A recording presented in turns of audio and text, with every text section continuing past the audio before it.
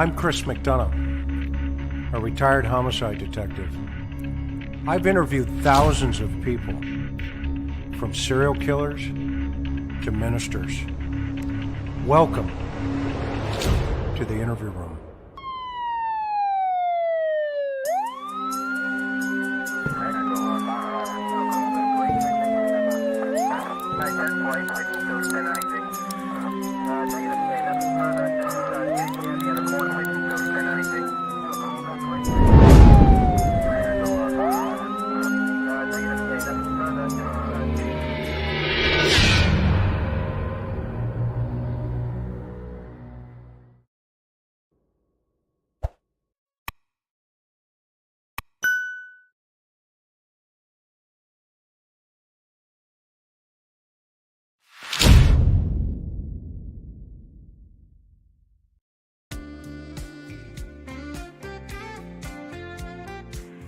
Aloha, everybody, and welcome to the interview room. Wow. Just 3 letters. W-O-W. Have we got a show for you tonight? So grateful that each of you are here with us on TIR. If you're ready to have a great time, to keep it classy and take it to the next level in true crime, you have arrived at the correct channel. Welcome to the TIR family. As always, we have amazing mods led by Miss Sophia, Maui Girl, Mimi J2, Teresa, Milligan, and Stephanie Erb. Thank you all so much on this Memorial Day weekend holiday. Thank you to the families that have given all, and for those men and women of the military service that have given us this opportunity to have this show tonight. We're so grateful for all of those families who have lost a loved one in the wars. Man, oh man, I want to also thank all of our subs, our YouTube members, and our Patreon members for your support.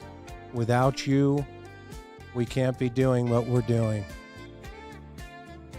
Tonight, we have a terrific show for you. I hope you're ready to take a seat and put your seatbelts on. I'm serious. You've heard of the dog whisperer?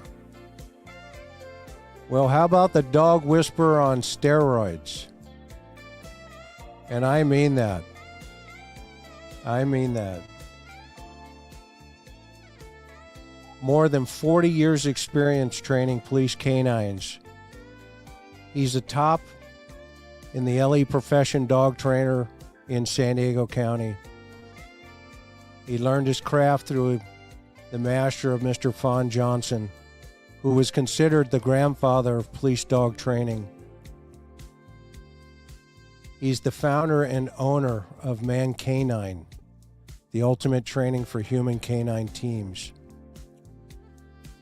He's going to share with us the who, what, when, where, and hows behind training all dogs and police dogs for service. And he knew my dog really well, Irk. In fact, he trained him. And then he trained me.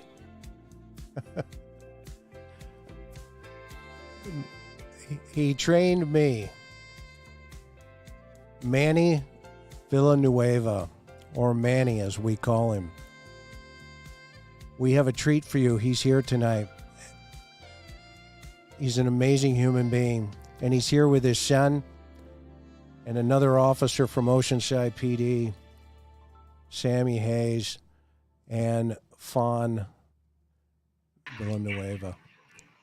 Good evening, Manny and Fawn and Sam. Good evening. Good evening. Okay, so mute out just a little so we don't get too much feedback coming in. Okay, there we go. So, well, first of all, I want to just absolutely say, thank you so much for each of you guys being here. Now, Manny, that was my brief intro about your 40-plus years in the game. And so I've put together just something real fast It's about 12 minutes long. Your staff gave me some information, that's some old video, as well as some really cool stuff of some training. So I gave it to, our folks to let them, kind of tie it together and make a little tribute for you. And so before you say anything tonight, I just want you to know, I want to honor you this evening with this show, because I think Sammy will agree. You have saved so many lives in so many different ways. And you've always been that guy that, has just been in the background, yet gently guiding. And I know that Fawn, your son next to you, has taken over. And we're going to talk about your business, but you're still there, of course. I mean, you're not going anywhere, but you're the top in the country, in my opinion, of police service dog handlers, trainers, and not only you agitate, but you train both the team, the dog and the handler. And it was because of you that I'm sitting here today through some incidences in my own career where, you and I have talked about it in the past where, I was shot at one night. A guy shot at me 4 or 5 times, and I let Irk go, and Irk took him down. And so when he passed away, somebody asked me, what was the contribution of your canine? And I said, well, he saved my life. But when we look at the big picture and the reality of it, you saved my life, because it was you that put Irk in the frame of mind to do what he does. And so with that, I'm going to pull Sammy out, and I'm going to go out. But you and your son, I hope, are going to enjoy this presentation. Okay?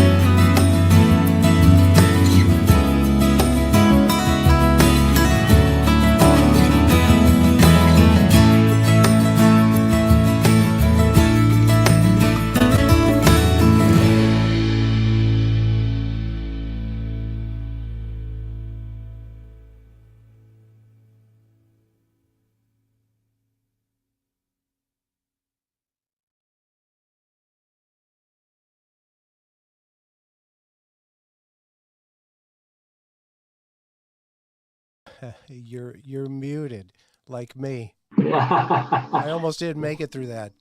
Oh my gosh, that's fabulous. Thank you. Thank you. That was very nice. Very nice. Very moving. And, it seems like yesterday, all these, I see myself at 17, 18, and with that dream, the fantasy of someday being able to train police dogs, and it happened. So, yeah, thanks to God, first of all, and then everybody else that made it possible. But thank you. That was beautiful. Appreciate it. You're very welcome. Very well deserved. And I think Sammy would agree to that. Right?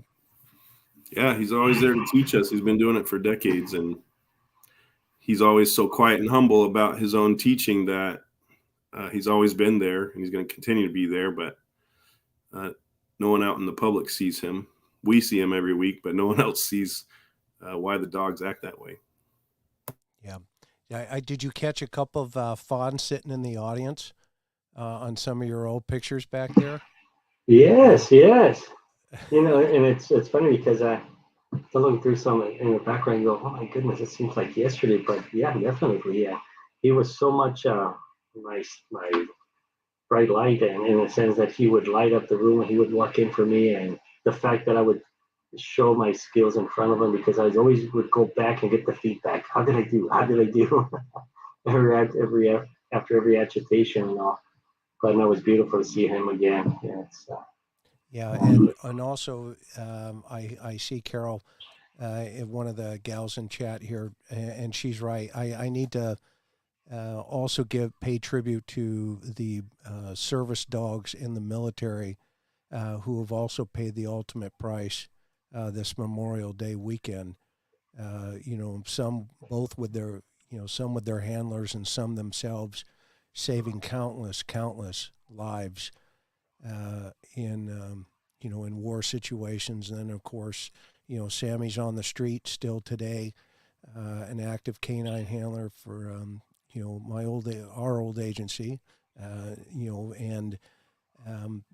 thank you for your service, Sam, and for jumping in here today, to get this guy 6 here. Manny is. We're going to talk dogs tonight, folks. If you're just joining with us, we're not only going to just talk about service dogs. Sam's going to share some of his experience, but Manny and John or Fawn are going to talk about how do we get here. It sounds like there's a plane going by, so that's a good thing, right? No, yes. you're good. Yeah, you're good.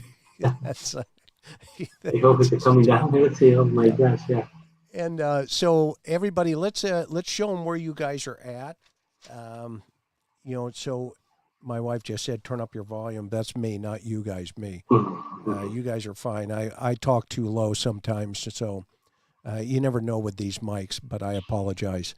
I hope this is a little better. But so we're going to talk dogs tonight. We're not only going to talk just service dogs. We're going to talk domestic animals, because Fawn and Manny's business is not just to train police, service dogs, but all kinds of dogs. I mean, from top to bottom, and we're gonna cover that, tonight. And we've got Sammy here to tell us some war stories about apprehensions, and we love him, and we're just grateful for his service. But so let's kick it off here, Manny. And by the way, I can go back through any of that, take the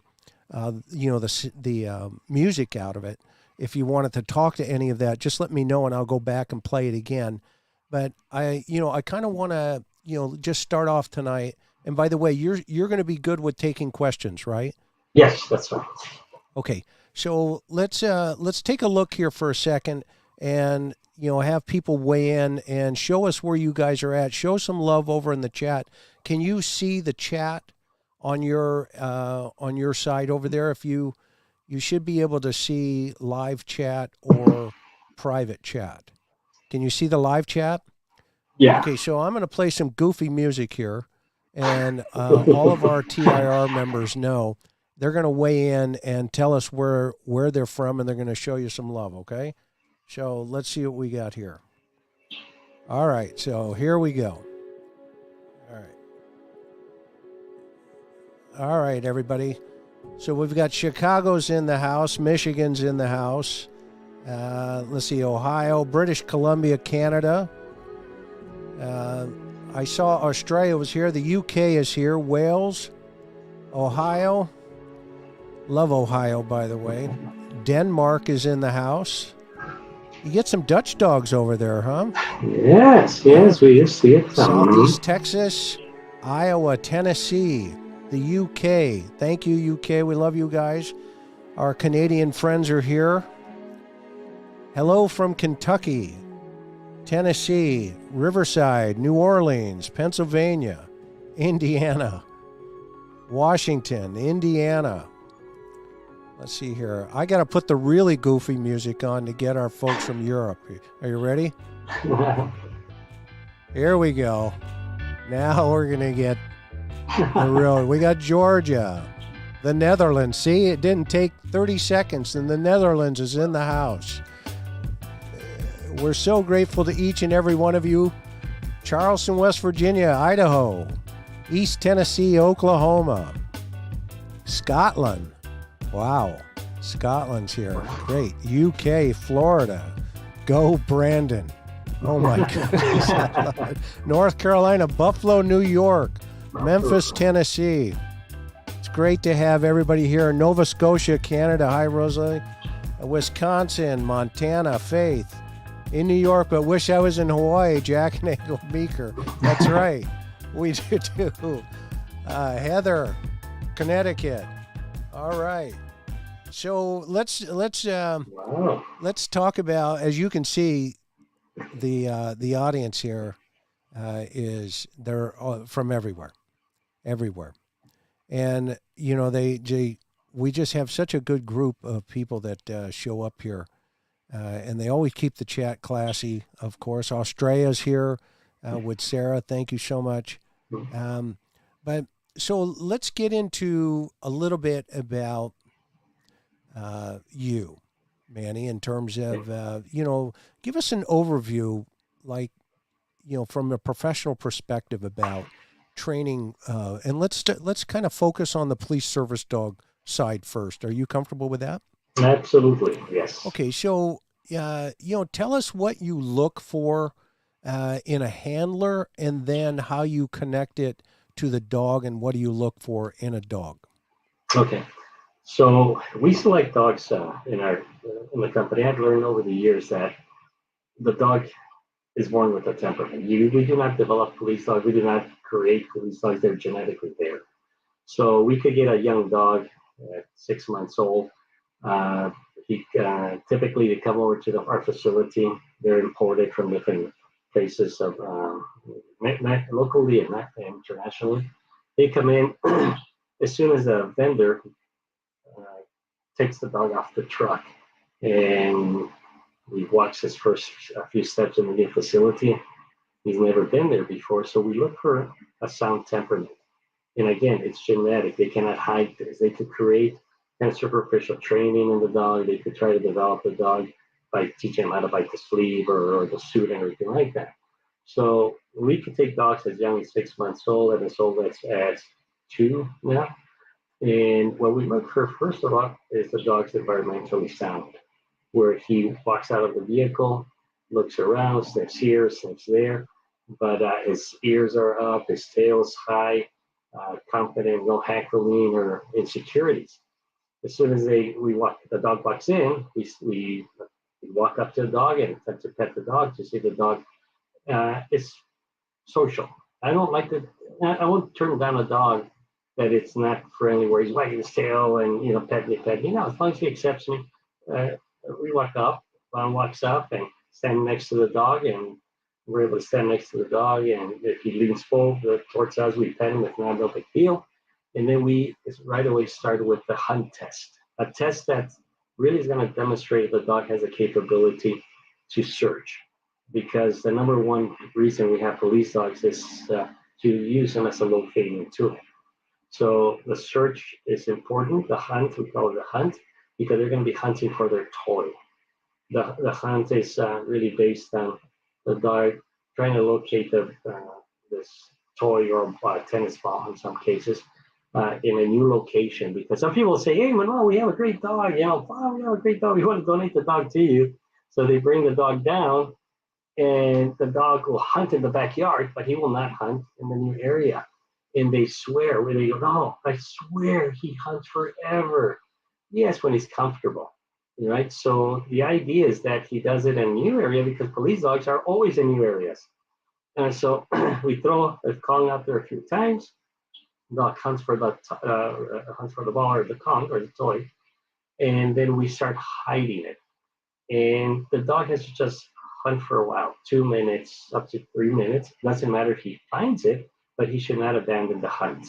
That's the easy test. Then we transfer over to a new area that's full of urine and some dog feces, right? And some dogs barking on the side, and a lot more distractions for the dog. That's what most of the dogs fail, that portion of it, because it's so enjoyable, especially with their males, right? And they go over and go, it smells like a little girl was here, and they start looking at that instead. And obviously the vendors that come in and bring us a dog, they're panicking at this point. It's like they're sweating. One guy just brought the dog over the other day. He traveled like 8 hours to get to our facility, and he says, "Please be patient with me. I'm really nervous. I'm sweating, and look, he's all wet." I go, "Just calm down." He's like, "No. We prepared the dogs for you because I know how demanding you guys are. We want to make sure the dogs pass your test." So unfortunately, his dogs did not pass.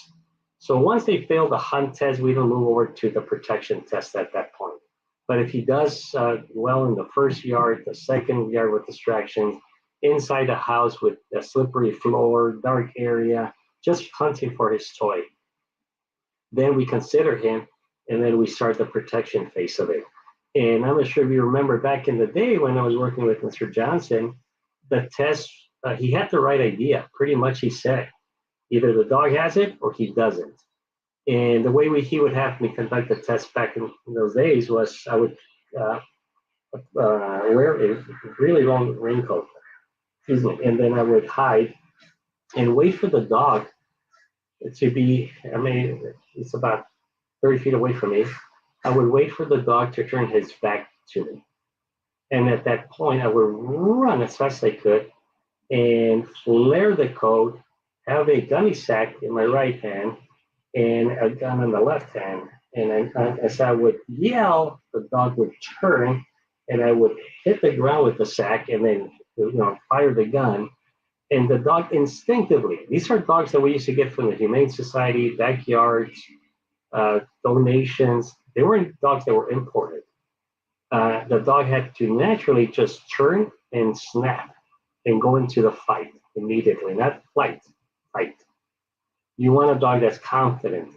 So that hasn't changed. So what we do now, we actually set the dog up and we run a test that is very, very taxing on the dog's emotional state. Meaning that if we don't show them the sleeve, because most of these dogs are trained to bite the sleeve or the suit, we hide the sleeve and we put a raincoat with a hoodie on, and we come out of a shed and we start walking slowly towards the dog. The dog comes out of being on a leash. I would say more than half of them will, and they stare. Some will bark, other will bark and howl a little bit, right? Like the last dog we had. And then as I approach the dog keeps barking and barking and barking, but there's no change in my behavior. So now the dog quickly starts thinking, oh my God, what do I do? What do I do? He's not afraid of me. He's not afraid of me. He's normally used to people running away.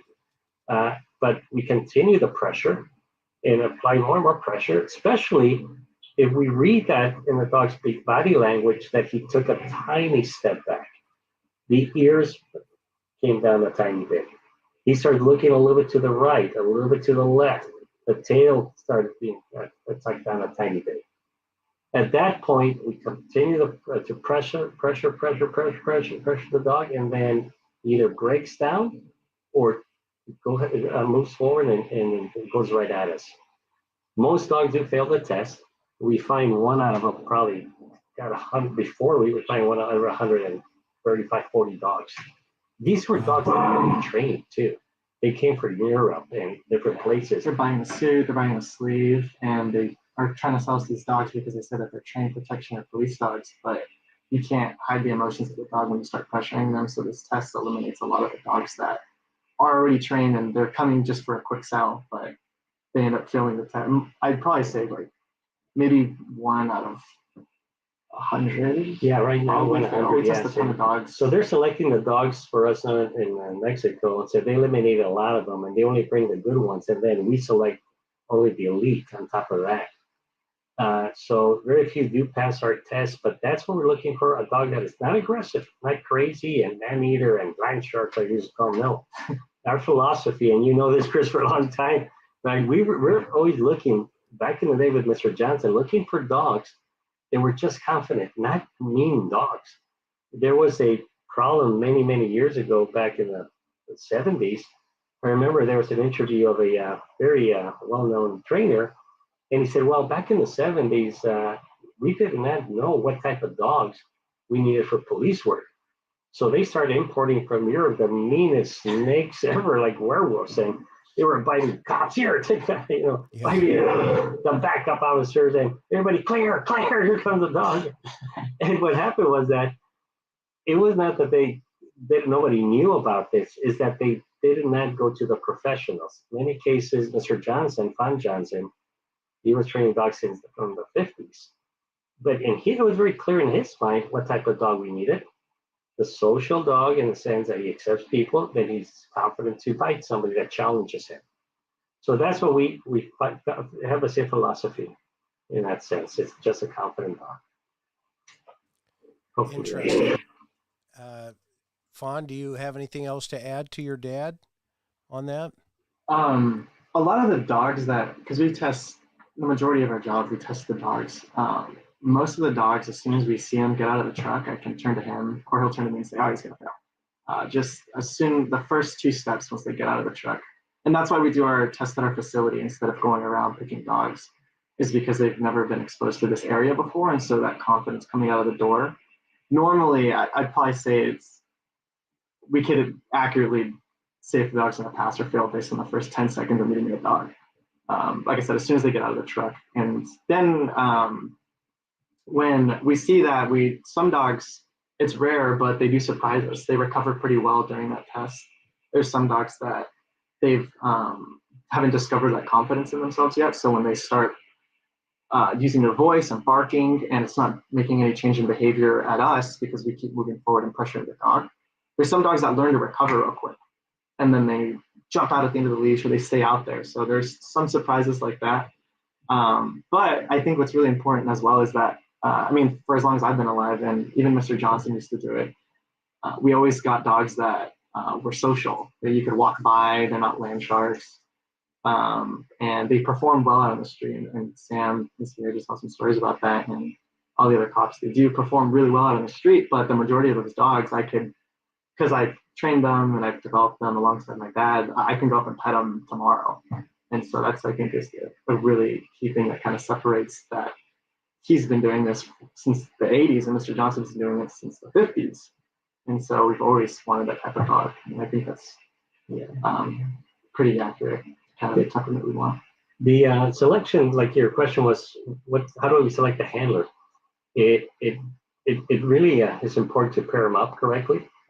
When you have a handler, like with you, Chris, I know, like Sam, with the selection of when I knew that Sam was going to be a handler, we got a dog, and I can't remember the dog's original name, but I remember you would come up to his kennel, and he was very kennel protective in a sense, right? He would put on a great show. And you look at him and like, really? Okay, that's not. I'm just going to say hi, and he saliva and spitting and everything like that. But then you would say, get back, and show him the leash, get back. And then he would sit there and stare at you and go, you're not afraid? And so you would open the run and show him the leash and then hook him up. And would walk the dog out. We walk him and do everything he had to do. Put him back in the kennel. Come back later. He would do the same thing.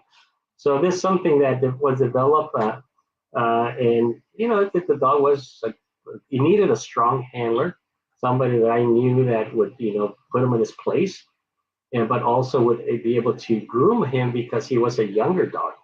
Because it's not just like, oh, put him in his place. Just take that, strong correction. No.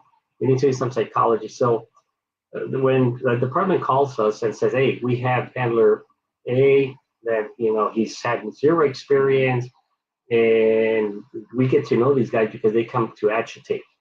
They volunteer during the week, during our maintenance training, when they put the suit on and everything like that. So I get to know some of these, we get to know all of them pretty much. And based on what I see, how they follow instructions, if they're whiners, there are some cops that whine like little girls, right? Thinking like, oh, this hurts. Oh my God, that hurt my leg, my knee. So we're not teaching dance classes here, right? You're like, this is a real deal. So if I get a guy like that, I know like, oh my goodness, do we have any, weak little soft dogs we can give this guy? Because, in many cases we don't. So we have talked to the administrations and maybe select somebody else. We can't be, trying to pick up. If we have a weaker handler, we can't always find a dog for him because we have to have that passion about, the dog. And we have some dogs that are a little bit stronger than others, physically stronger as well, stronger character. So with Sam, I thought, knowing him, he was agitating for a while, and he came up, position came open, and I go, man, I think he could handle this dog. Let's see what happens. Let's cross our fingers, right? And see what happens. And then he came along, and he did amazingly well. But our job is many cases to place. We've done movements there in Oceanside not that long. We have to transfer certain dogs around. We had a dog that went to Oceanside. You probably heard of this one, Chris, because this happens 10 years ago. Striker, the dog that was, unfortunately passed away, apprehending a suspect. Right after a suspect. Yes. Off the Coronado Bridge. Exactly. Yeah. I mean, just Sammy, maybe give the 411 on that for our audience so that they can see how brave these, your partners are here. Well, that dog was working before my time. I was working that night as a beat officer, but it was I believe a suicidal suspect. A vehicle pursuit went from North San Diego County down to Coronado, very tall bridge. The suspect got out. Whatever reason, the handler decided to send the dog, and then the dog tackled the suspect down to the ground. As officers were approaching, giving verbal commands, the suspect was able to fight his way back up to his feet, drag him over a considerable distance, and then jump off of the bridge with the dog still attached to him. And that's kind of the dogs. They're not going to let go in certain circumstances. They're trained to apprehend. So then the dog ended up releasing while he was falling down and broke the plane of the water for the suspect to go through. So the dog ended up dying then when he broke the water. I believe it was San Diego Harbor Police was there close by. They were able to recover the dog and the suspect. But the suspect survived, and the dog gave his life. Fast. Yes, that's correct. Yeah, horrible. I remember that. Just horrible. Wow. So I remember. I don't know if you remember, Manny, when we picked up Sando, and you told me because he was an import. Somehow we got him from I think it was Germany. And he was in LAX in a kennel, and you were like, well, just go up and pick him up. And I'm like, well, I've never met this dog, Manny. And you're like, just go get him. And when you get up there, just look inside and grab his collar if he's got one and throw it on it, hook him up or throw a collar on him. So I get up to LAX, and they got this dog, and I'm, in a company car, and they're like, oh, hey, oh, good, we're glad you're here. And I'm like, why? They go, listen. And this dog was going nuts at everybody in the, in the facility. And your words are in my head. It's like, well, just immediately go up there, grab the dog, get him out, give him a break, and then throw him in the car, get him out of the kennel, and, start to try to bond while you're on their way home. And I'm thinking, holy cow, this is a chainsaw inside of this box. And Manny just told me to pull the chainsaw out while it's spinning, okay? And so, just so everybody knows, that's what kind of guy he is, and we love him for it because, he did know, and I did. I just, I reached in and grabbed him because I think what people forget, Manny, is we don't train the dog. You train the dog, and we just handle the dog. We have to learn how to, and that's why we're called handlers, okay? And that's why you're called trainer, right? I mean, break that down a little bit more for the audience here so that they have a clear understanding of how that piece of the puzzle works. So our job is to, like I said, train the handler. And I sincerely think how a dog performs is 80% the handler. Credit to the credit goes to the handler. But also he's at fault when things go wrong.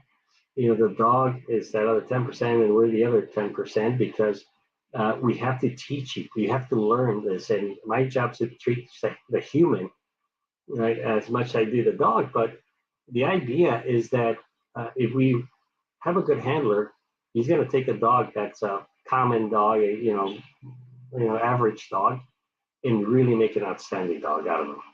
And then you have a handler that's poor. I give him the start pupil dog, and he's going to screw him out. So a lot of it goes into the handler training now. A lot is more invested.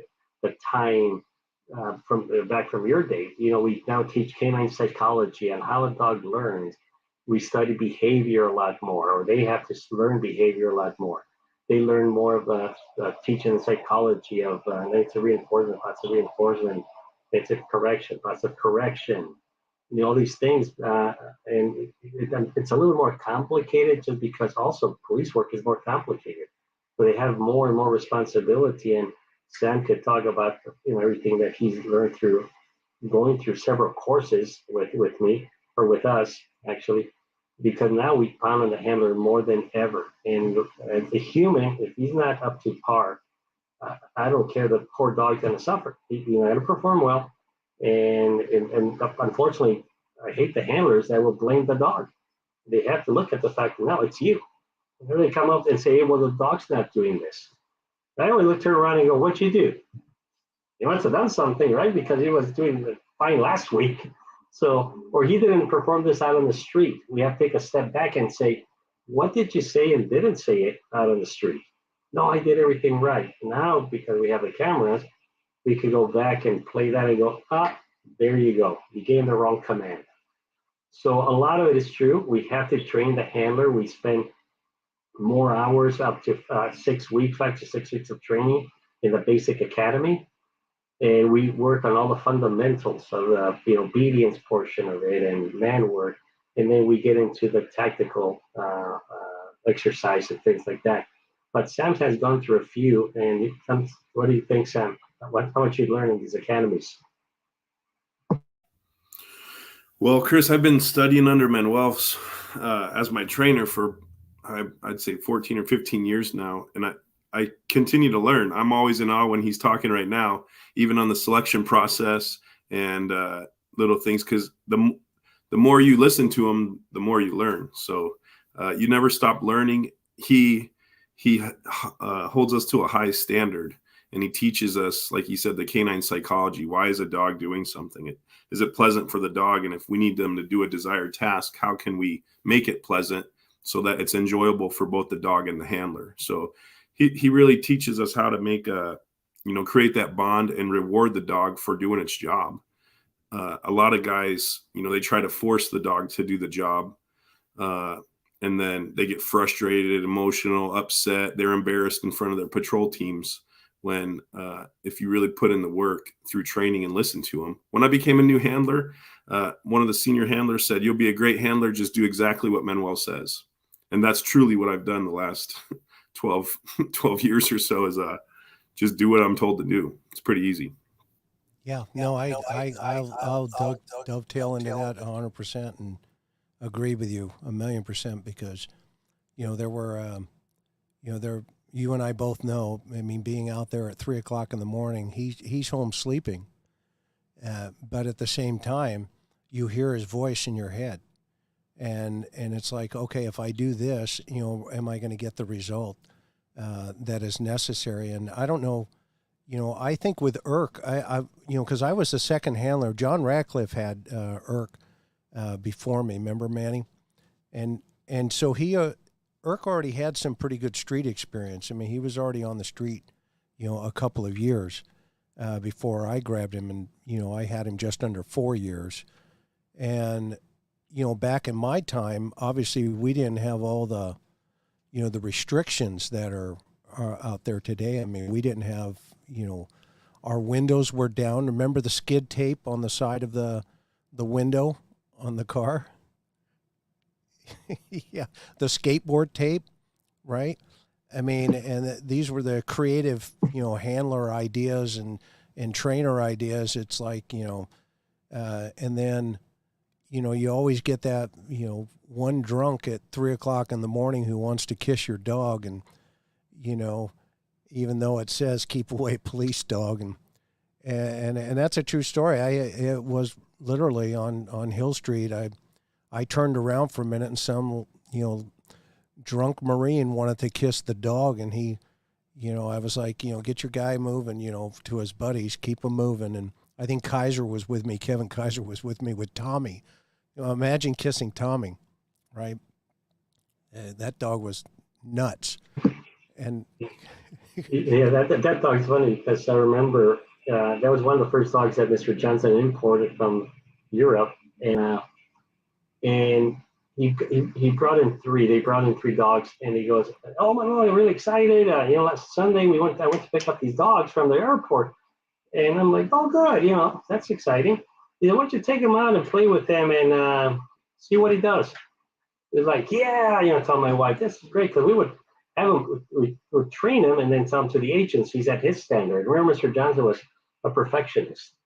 You could do it better, he would say. That's good, but not good enough.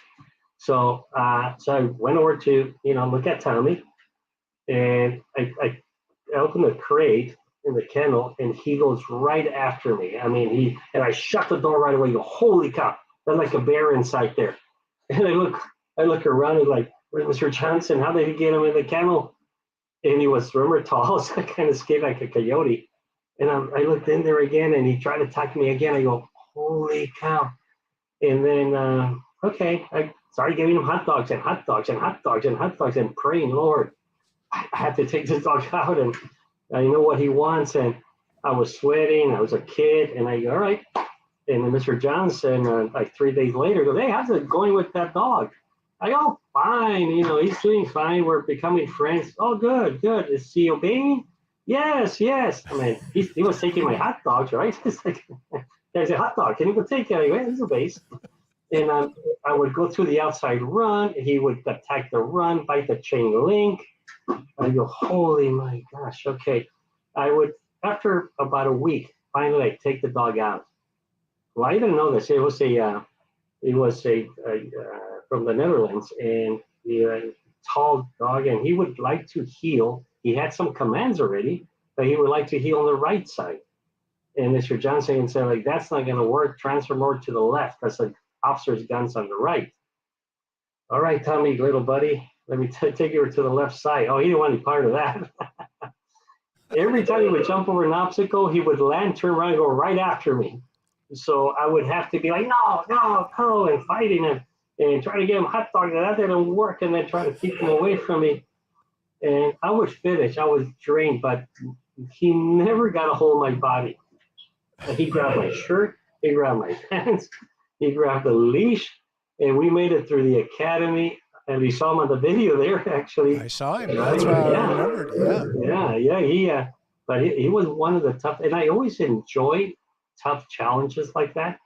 That's why when the handlers whine about their, tougher dogs, I just turn around. I mean, that's not really.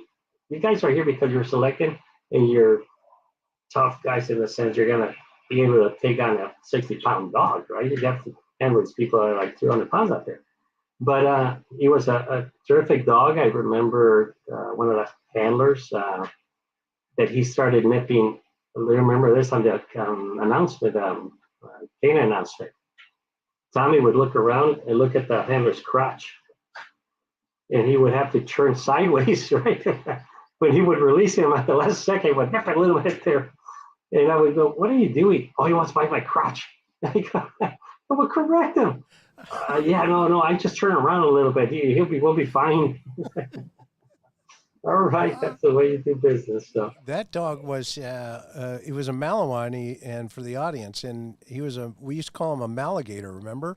And I don't know if you remember I think it was the Camp Pendleton Canine Trials, where they had the guy in the back of the car, the agitator hiding, and they didn't give him a sleeve. And Kaiser Kevin sent the dog, and it was a search and find, right?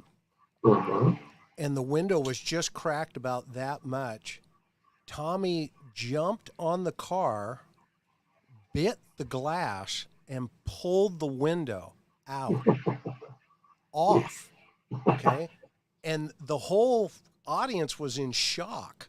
I mean, everybody was like, "Oh my gosh." And there he goes into the car.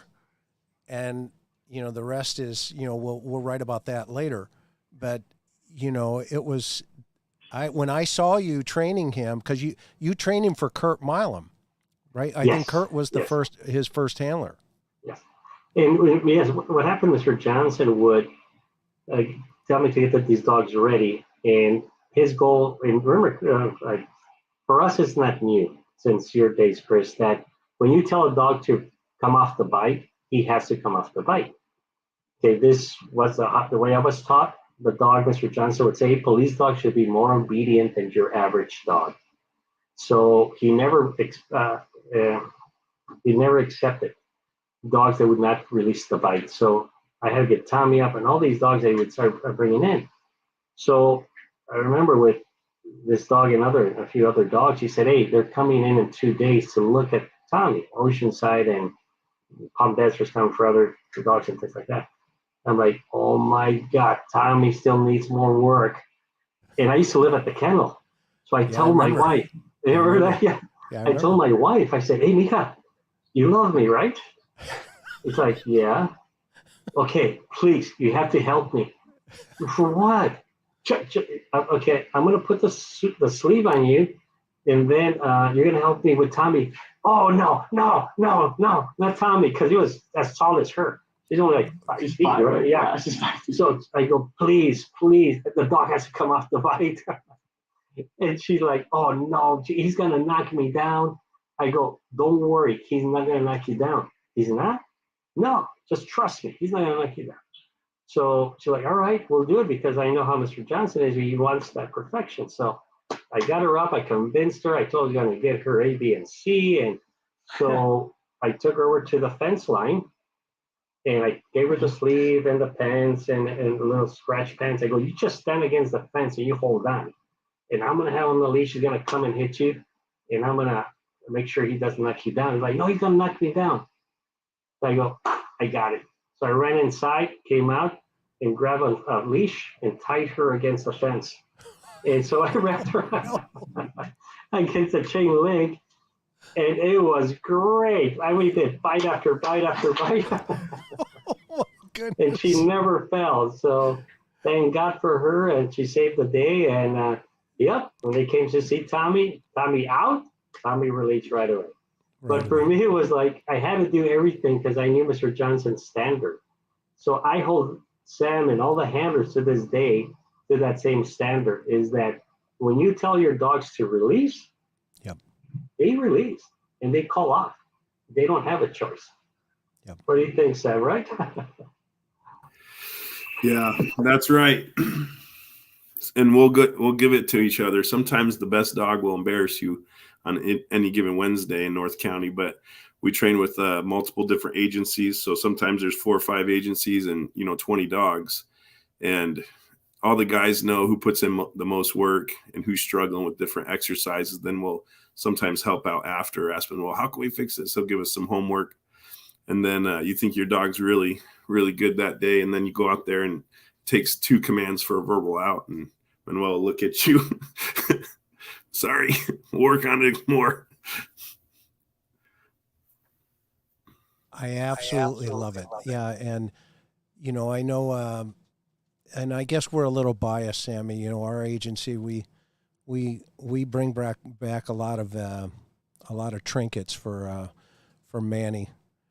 And, back in the day, I had the attack work in Riverside and Ventura. We won first place with Irk the Jerk, we used to call him. Remember, Manny?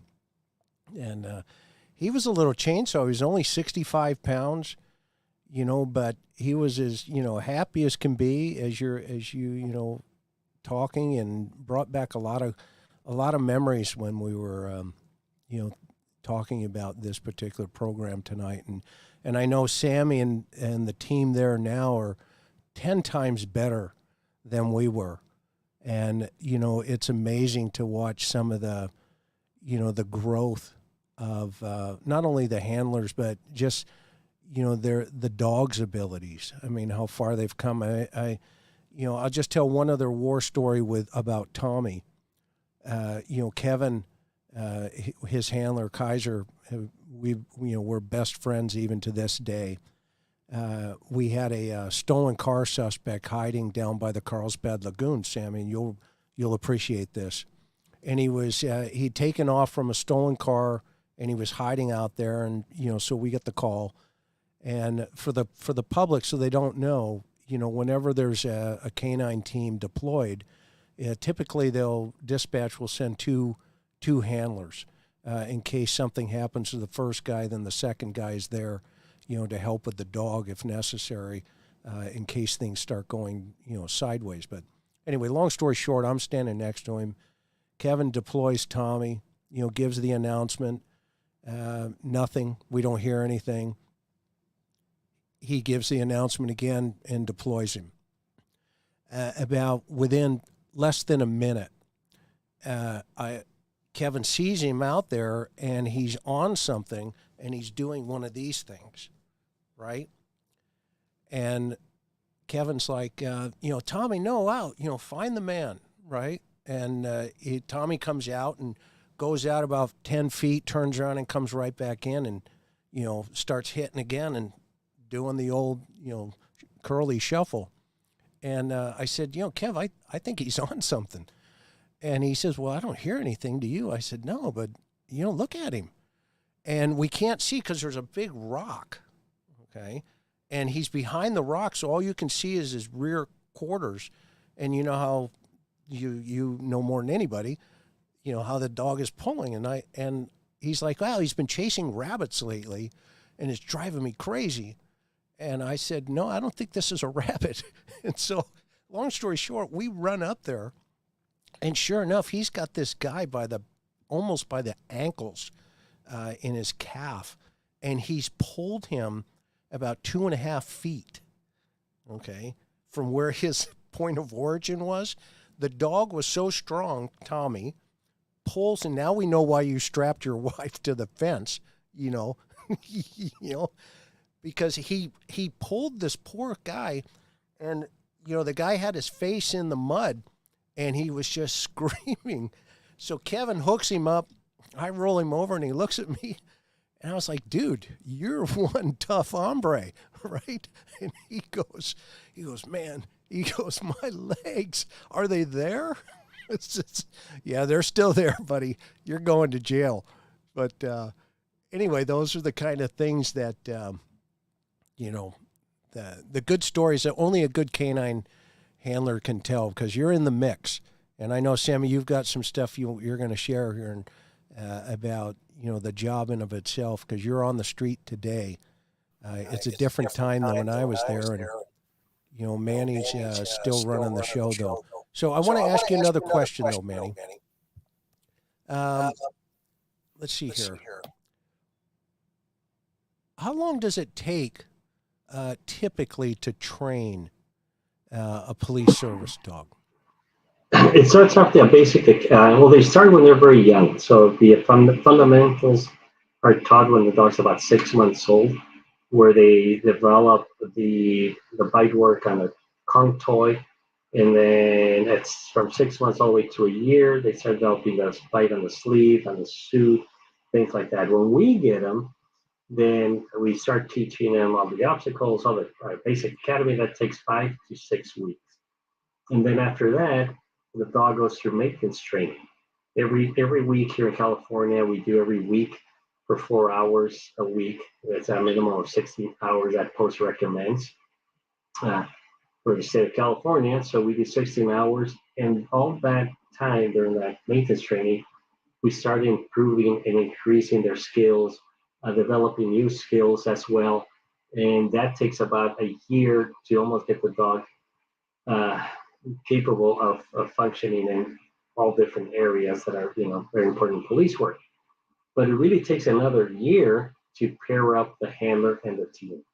So in reality, you're talking about a minimum of 2 years until the human and dog are considered a dependable canine team, because it takes that long just to learn from each other and know their weaknesses, their strengths, their communication.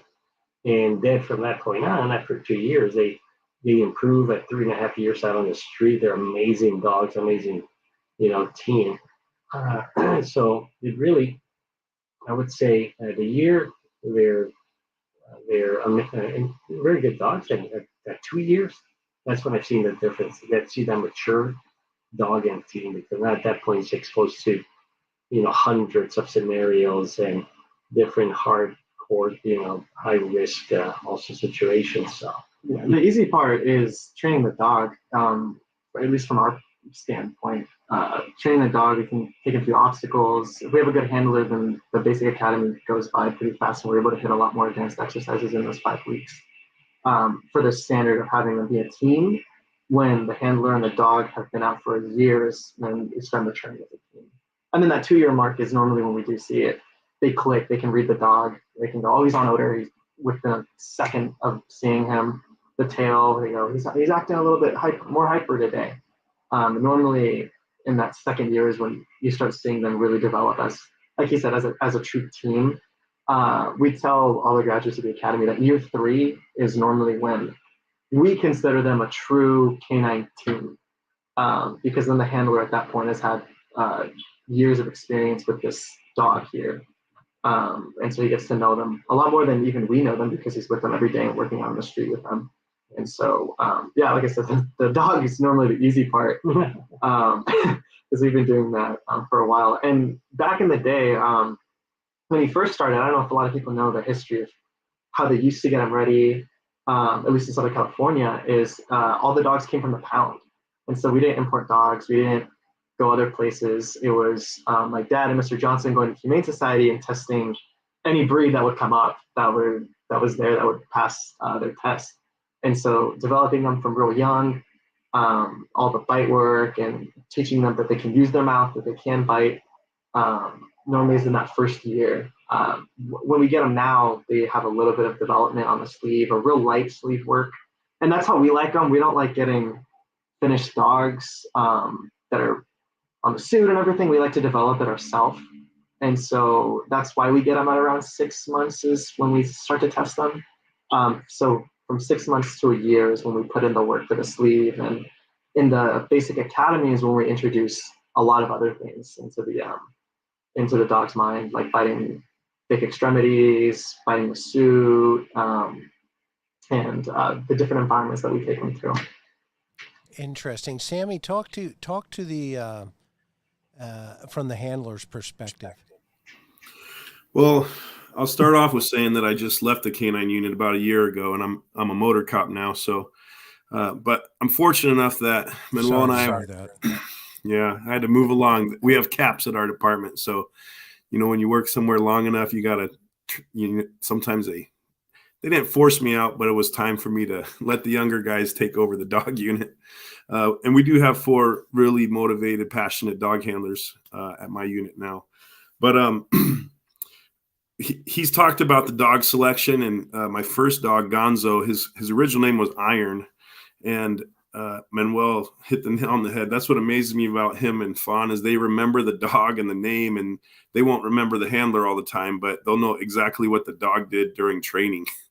And so from a handler perspective, I came in with 0 dog experience, handling experience. I remember telling him my dad used to walk our family dog and make him sit before we cross the street. That's about all I knew. And then he told me, yep, here's your leash. Go get your dog. And the dog's barking at me in the kennel. I'm like, yeah, just open the door. You'll be fine. Okay. And then we go out and start that bonding process. But again, a senior handler said, just do everything he says. And I would do that. I remember one time we were learning building searches, and he's like, grab the dog's head and force his nose down to the bottom of the door where the seam is. That's where the scent comes out or the air comes out for the dog to sniff and see if someone's in that room. And the dog would push back and fight him. And I'm like, he won't do it. He said, no, grab his head and push it down there. So then it kind of clicked in my brain. I have to physically teach this dog and make him do certain things. And then it clicks in the dog's brain. And it's just truly, he's seen so many dogs, thousands and thousands of dogs, and probably thousands and thousands of handlers over the 4 decades that, you just have to do what he says. And then later on, you start understanding the canine psychology. Oh, this is why that worked out, because as Fawn explained, 2 years later is where you finally have that confidence and you're reading the dog the whole time. We're working with a dog, after that first month or 2 in the academy. I've been to 2 patrol academies and a narcotics detection academy with Manuel. And today, 12 years, 14 years later, I still learn. So I appreciate your comment on that. That's very well respected for sure. And,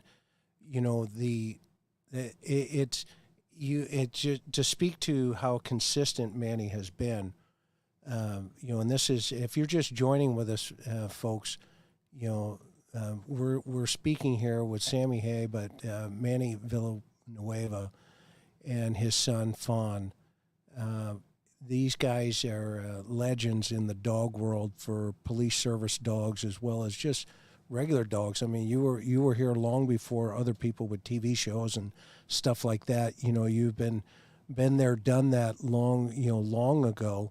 And like I always tell people, they said, well, you were a dog handler, and I said, yeah, but really the dog taught me, and then I taught him about what the human existence was, and we came to a bond that is even to this day I can't really describe it, because we were, and Sammy, I know you know what I'm talking about, and Manny and Fawn, you guys know what I'm talking about.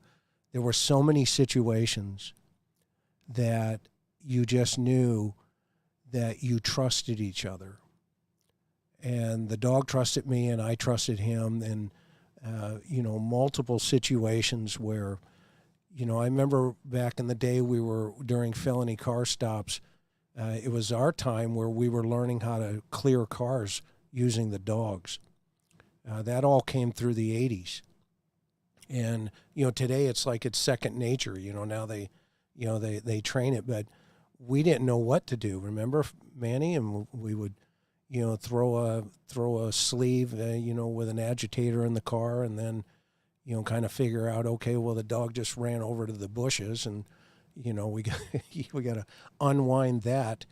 And, there was just so many different things. And, I'm really grateful that I have had not only the friendship,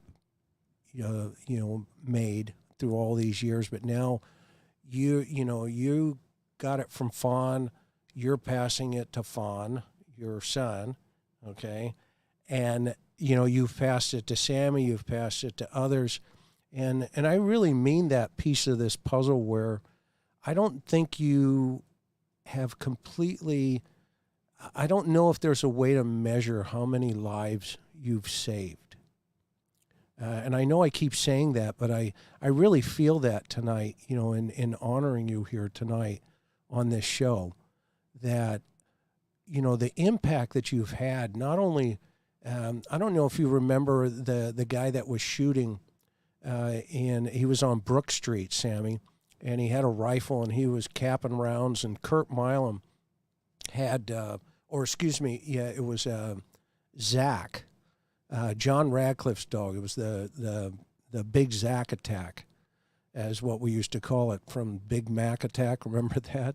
But anyway, the suspect ran out of bullets, and he came down the stairwell, and he was wearing a suspender, overall thing, and he holds up this what everybody thought at the time was a grenade, and he reaches out and he grabs the pin, and Zach, it was either John or Kurt, I can't remember exactly, but anyway, they were like, let Zach go, and Zach just went after this guy and goes right at him head first.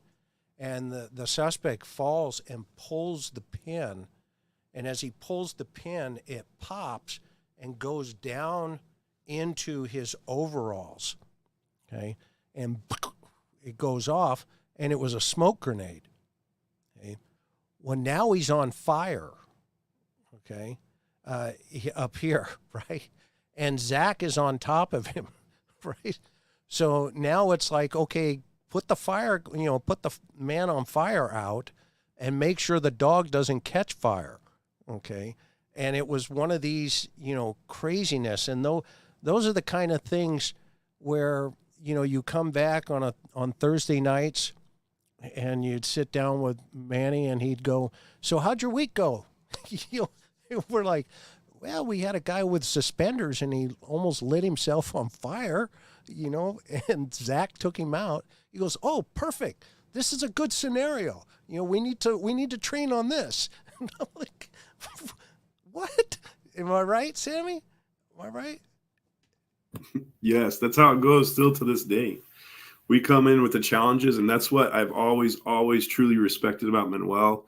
And even in Fawn, Fawn will ask me some tactical stuff. I was on a SWAT team for about 10 years, 7 as an operator and 3 or 4 as a dog handler. And Fawn will ask me tactical questions. Hey, shouldn't that handler be, kneeling behind the hinge side of the door? Yeah, you're right, Fawn. He's picking up on it. But Manuel's studied police work, not just dogs, but then how to.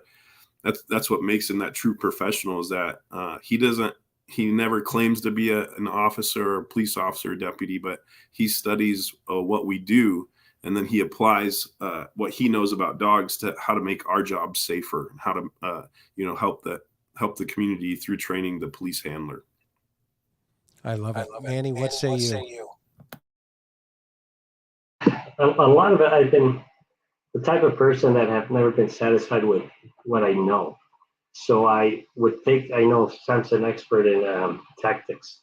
So I would pick his brain. And then Chris Boyd, I'm sure you remember Chris Boyd from back in the day from Carlsbad. Excellent man as well. And I would talk to him. And my job as a trainer was not only to be a dog trainer, but be the officer trainer to incorporate the dogs into the field in order for them to be more efficient. I can't just concentrate on dog training per se, right? That's what people think. Oh, you dog train. And we look at each other like, no, we're training the human, the cop, more than we are, the dog per se. So learning the protocols, the policies, the tactics, the psychology behind an operation, like what's the approach and what's this officer think. So my job is to make it difficult for them in training. This is where we need them to fail here, so we could see what can happen out on the street with their dog, and we catch a lot of mistakes, and we discover in training that they're lacking coordinating the dog into the operation, or not having the confidence or the timing, or misunderstanding what the dog can and cannot do.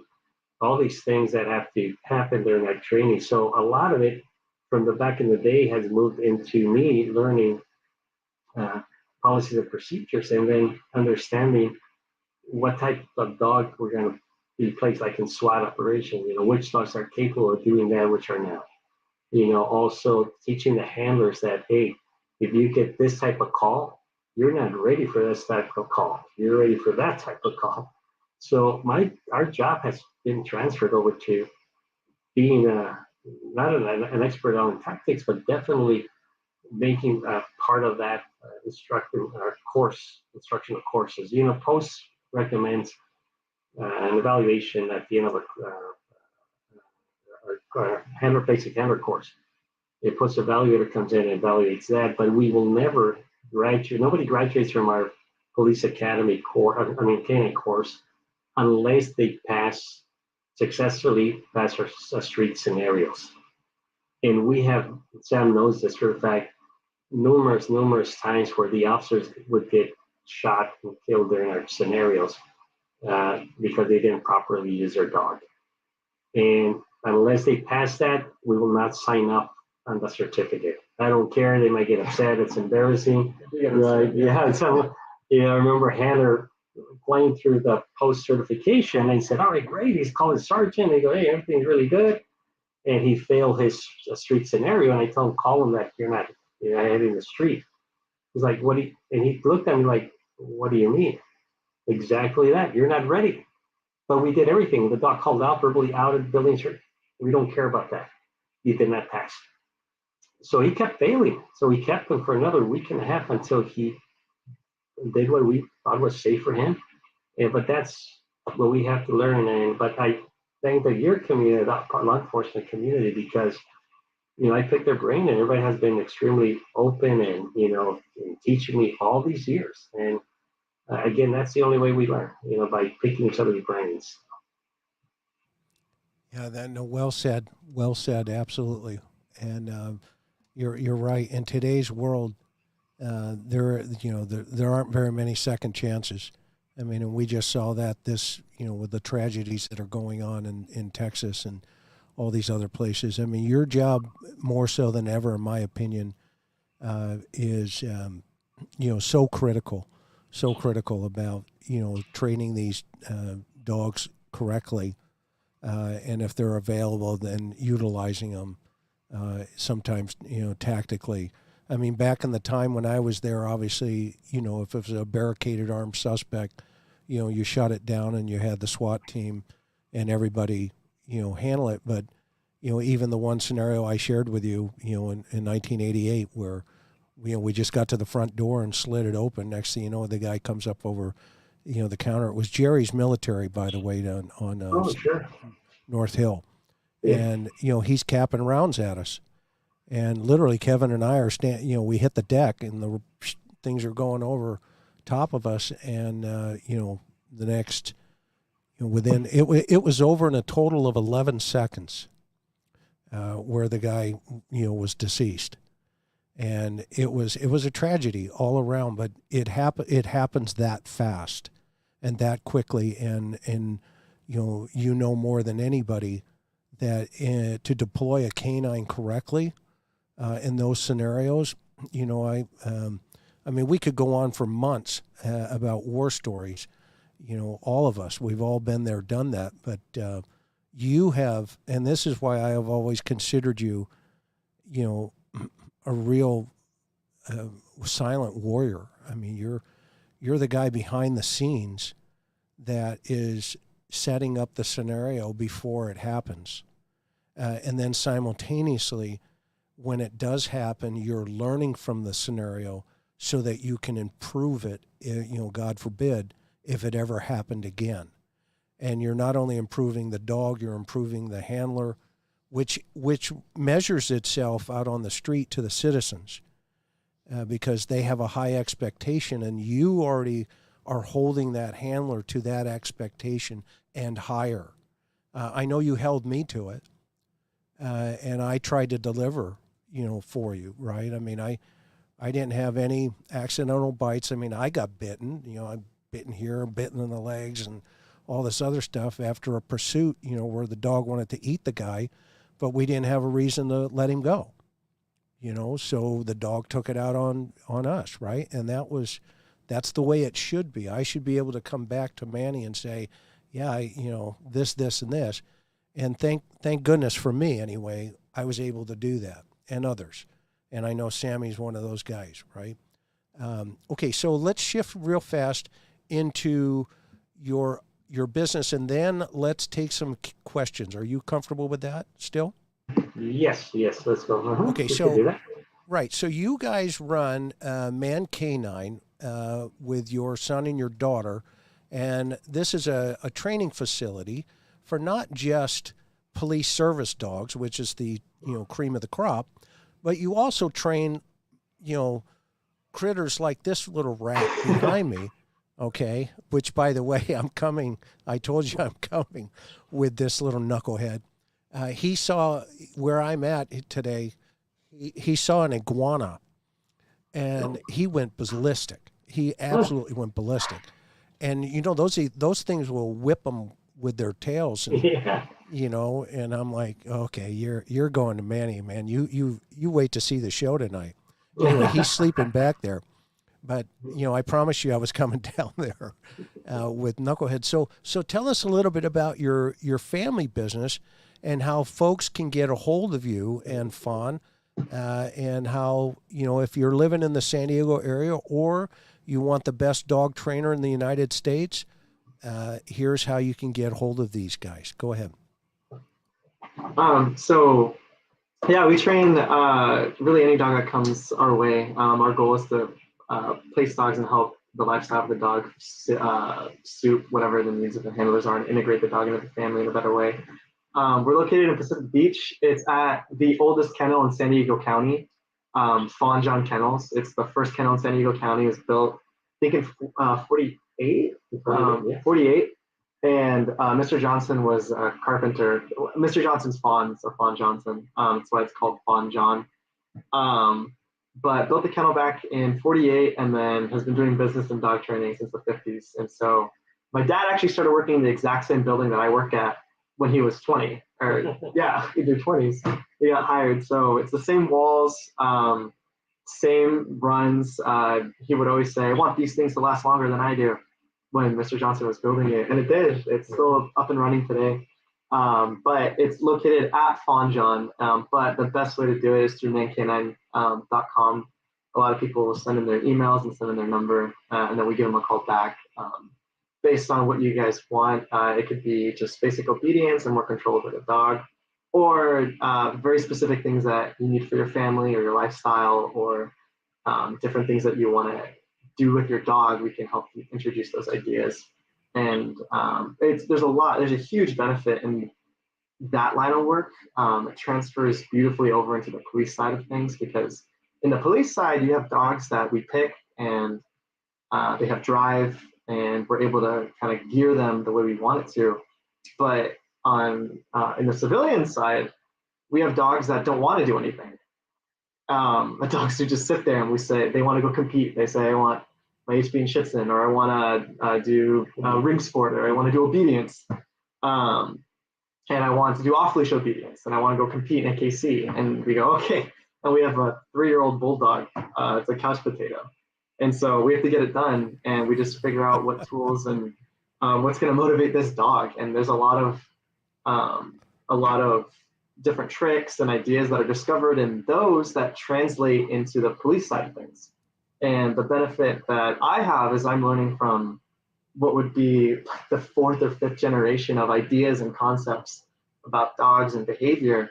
And I get to translate it into people's lives, and with their dogs going to the park or going to the beach. And so, because back in the day, he would train any dog for anything, train some nasty dogs, but he would get it done. Back in Oceanside Pet Hotel, when he was, I don't know if you remember that, but that was his main operation was Oceanside Pet Hotel way back in the day, and everyone in Oceanside would go to him. I have people who I meet and I go, I'm Fawn. We own Kennels. We own Oceanside Pet Hotel. And people go, oh my gosh, your dad trained my dog in 1996. And I go, oh my gosh, no way. So we have thousands and thousands of dogs under our belt. But that's to get a hold of us to try to get some information or get to do some dog training. Normally, just mancanine.com is the best place to go to. And we make it fun for the people, but also at the same time, we're demanding with our clients and our philosophy. So they go to other trainers, and we get a lot of people coming from other trainers that said, hey, I went to this trainer, the dog still doesn't obey. And I paid, $5,000 or $3,000. The dog is useless. He doesn't even sit. And a lot of it has to do because it's very easy to become a dog trainer, right? They go in and take a course online and they're like, here's a certificate, I'm a dog trainer. To go to professionals, it's people that have been doing it for pretty much all their life. There are very few. So we go right to the core. So if you come in with a dog problem, we don't really, beat around the bush. What is your problem? This is my problem. The dog's aggressive with other dogs. Okay, bring your dog out. Let's bring another dog out. Then we see the behavior and go, okay, here's the solution. And we give them the solutions right away. We use a lot of psychology, a lot of positive reinforcement or reinforcement, but also we use some compulsion. So this way we have a balance. But a lot of people, they know us and the trainers recommend our facility, which is funny. We get people that have been training dogs for 30 years. And when they have an issue with the dog or one of their clients, they refer Canine for that problem. So we go from behavior problems to obedience to protection to nose work to a competition of any sort of competition to just regular pets that want dogs just to be obedient around the house, like house manners. And one thing that I think is, this is how we lead off whenever we get a new client or whenever we have to teach psychology about the dog, is, and this is something that my dad, I don't know if you can see, my dad has a little Bruce Lee poster, but with that, we treat it more as an art form as opposed to a science. Because, and kind of you mentioned it earlier with the relationship that you build with the dog and the relationship you build together, and the way your dog communicates with you, and learning how to read that and then give them what they want is more of an art. And a lot of people treat it like a science, and that's why there's so many dog trainers, because they take a course online or they take a couple YouTube videos or they go to a school or a facility and then they get out in 1 week or 3 weeks and now they're a dog trainer. But you have to create your own style and put your passion into it in your heart, because you're dealing with a living, breathing animal who has feelings and thoughts. And so it's not just, okay, do this and then this will work for every single dog, because every dog's different. It's like people. You have to get to know this dog and his personality. Because a lot of people ask for online courses and things like that, but it has to be a little bit more tangible than that. And that's why, since I've been growing up, I've been hearing that we call this an art form, because it's not a science. It's very individualistic, and you get a lot further that way. And I don't think a lot of people really consider it that way. Even in the police side of things, the handlers are creating essentially their own dance with their dog when they go through the routines. And so that's how we like to talk about our dog training. It's, you're learning our art form of dog training. And eventually it becomes your own style with you and your partner. And then you guys have your own style of training, and we're just training the dog, but through you. And then you, like I said, you create your own style and go with it from there. And then from there, the potential is endless. It's just as far as you want to take it.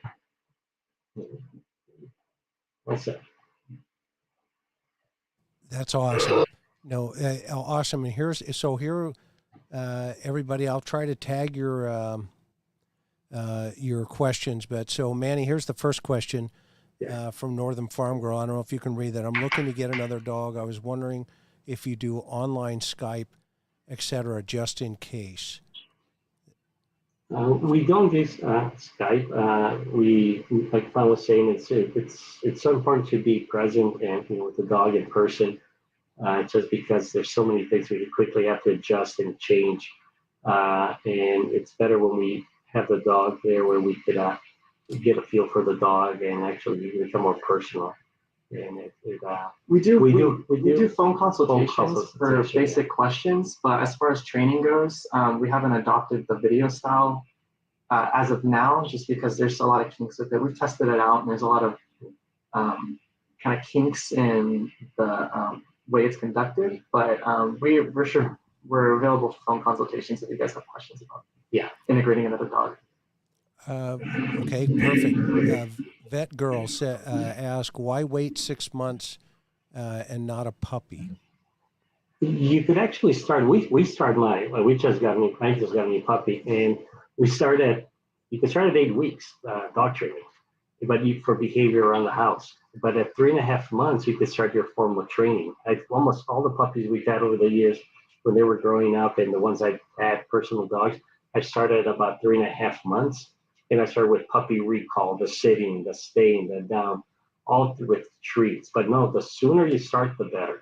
When we were talking about 6 months, it was only for the developing of a police dog. Yeah, that's the police dog. When we do our test to see if we want to integrate this dog into the program, we start at around 6 months because that gives the dog the best chance to pass the test, is around 6 months.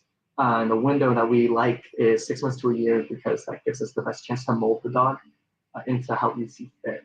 But my dad also used to breed dogs for 15 years for 3 different breeds. So we almost all of our personal dogs, we start them as puppies for obedience, but that's for the police.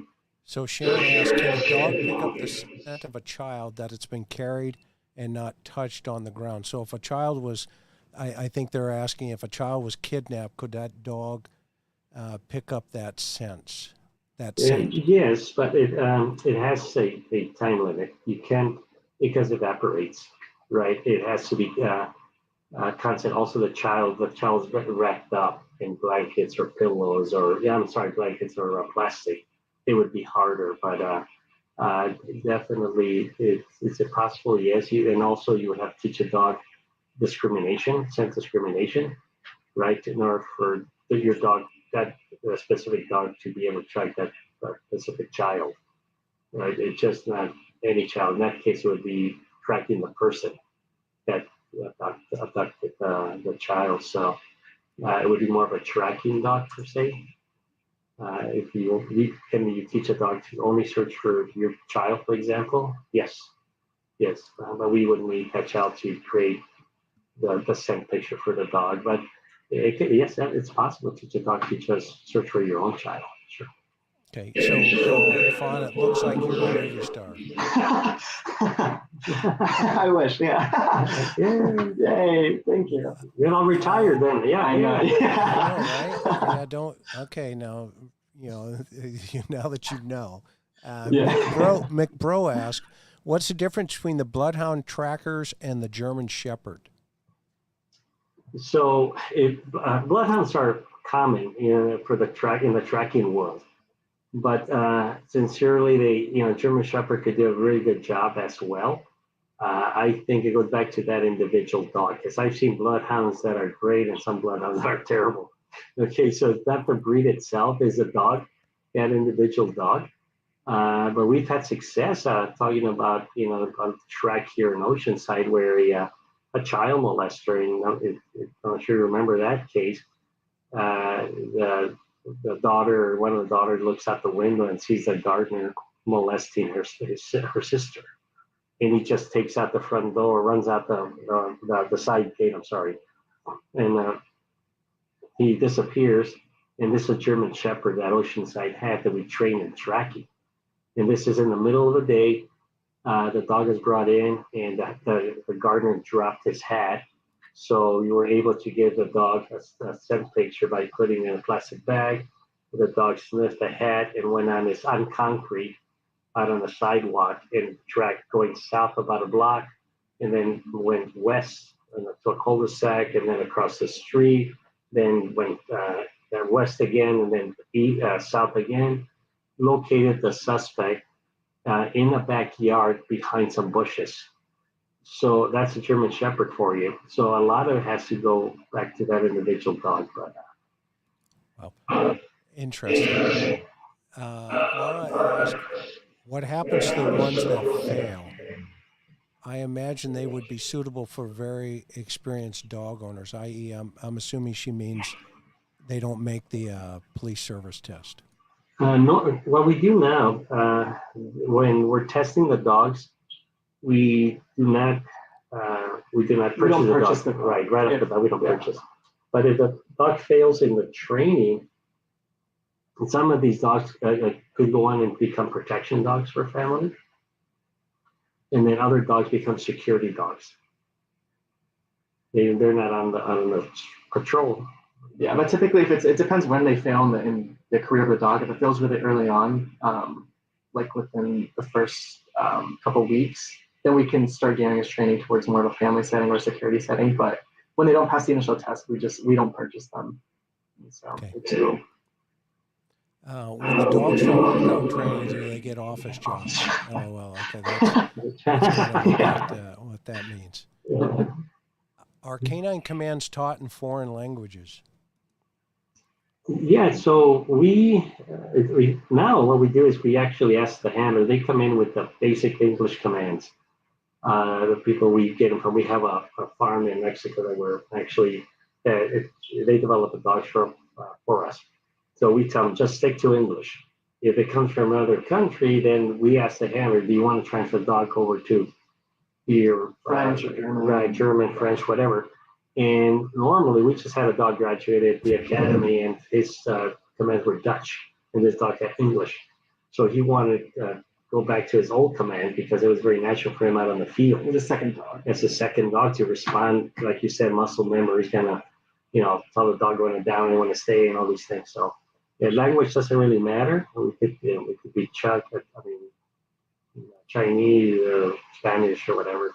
Yeah, we like to keep it in a foreign language because we don't like it to mix with the commands that an officer is going to be giving whoever he's talking to.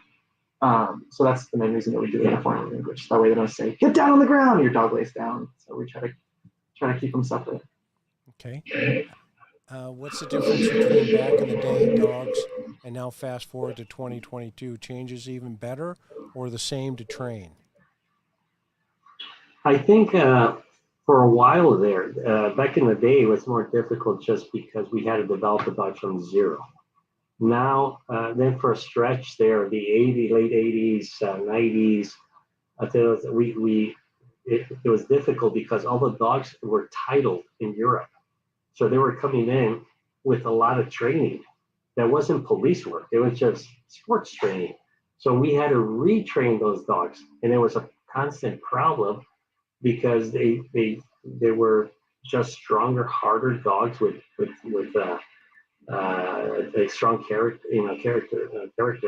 and we needed a dog that would be manageable for the field. Now it's easier just because we are in control, or at least for our company, we're in control of how the dogs are developed. We develop from the ground zero now dogs that are going to be exclusively police dogs. So our life is a lot easier now. We're not dealing with these dogs that, like other companies do.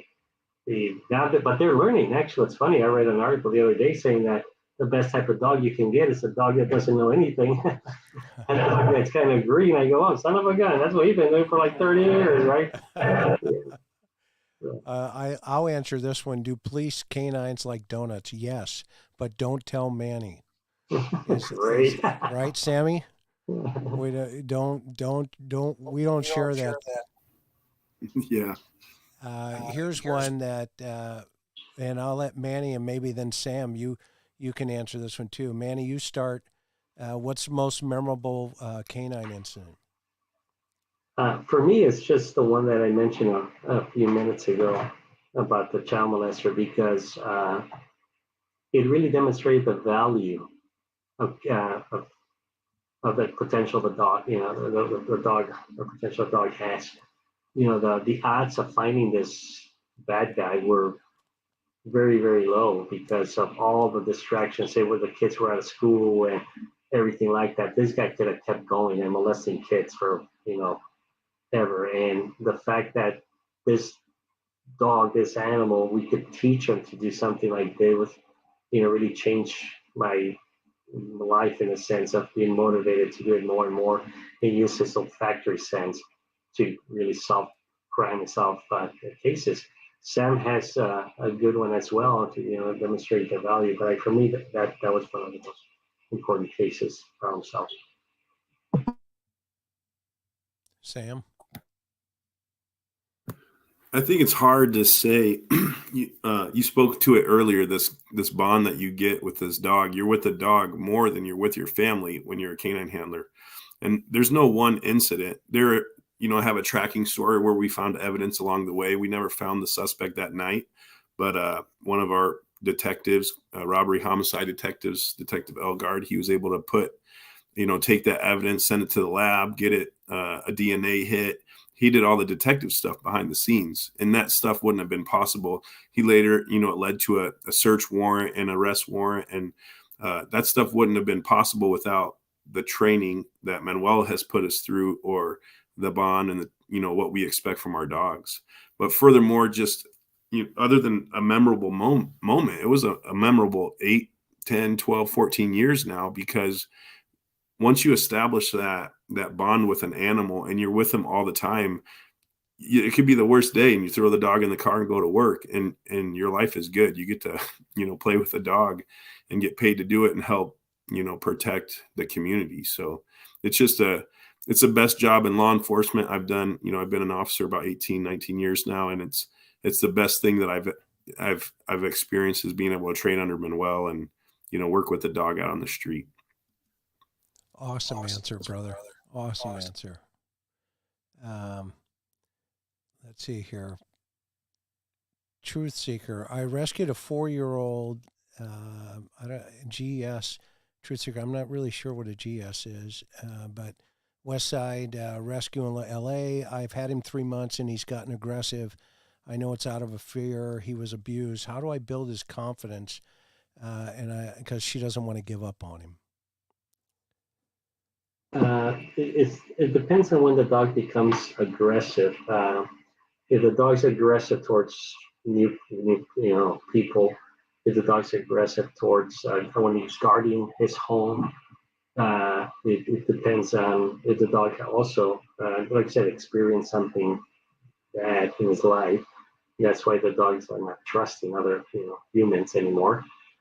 So a lot has to do with the dog's drives as well. If the dog loves the ball, loves treats, is obsessed about some reward, then it's easier to transfer them over. So don't give up. Don't give up. You could always give us a call. We could give you some advice over the phone. We've worked with a lot of people over with that issue of aggression. Really, dogs really come around. So it's a matter of, just like anything else, teaching the handler now. Yeah, and we used to work, especially him. I've seen him as well. We used to we still do specialize in aggression, and we've seen some really, really, really aggressive dogs based on either fear or based on just aggression and confidence, trying to pick a fight. And we've had a lot of success with it. But yeah, the biggest thing is going to be a lot of work. So if you have the dedication for it, then you can see results. It just depends on the team itself. Interesting answers. This is outstanding. This is a really interesting question. Can water wipe off someone's scent, i.e., can they hide underwater and that diminish a scent? We had a case in the lagoon between Carlsbad and Oceanside. And so the dog runs out, this really bad guy, and the dog runs out into the lagoon. It's about knee high, and the helicopter's up there. You can't see this suspect, and they're like, we don't know where. So the dog seems like he's tracking over the water, and comes up to an area and just stops. And he stops and he's looking at the water like this, and the cameras starts shining the water. They don't see anything. The helicopter, I'm not picking anything up, and he's just staring straight down. Well, he was using one of the little like a bamboo to get air. That was my case. That was your case? Yeah. Yeah, right. Okay. Yeah, he thought he was Rambo. Yeah. Exactly. But go ahead, finish your story. Yeah, so finish your story. No, yes, I know. You know it better than I do. I'm trying to pick my memory. So he did locate through what happens through water. Bit him on the top of the head. Yeah. Go ahead. I remember that. So what happens through water, they hide in water, your cells that constantly die will surface. So once they get to the top of the water, it evaporates. And the dogs are able to pick that up. So he was standing right there, right on top of Yeah. the suspect. Oh, great. He had beaten his wife Yeah, that's and what it put her was, in yeah. the Scripps Trauma Center. Oh my And gosh. he took off and we lost him.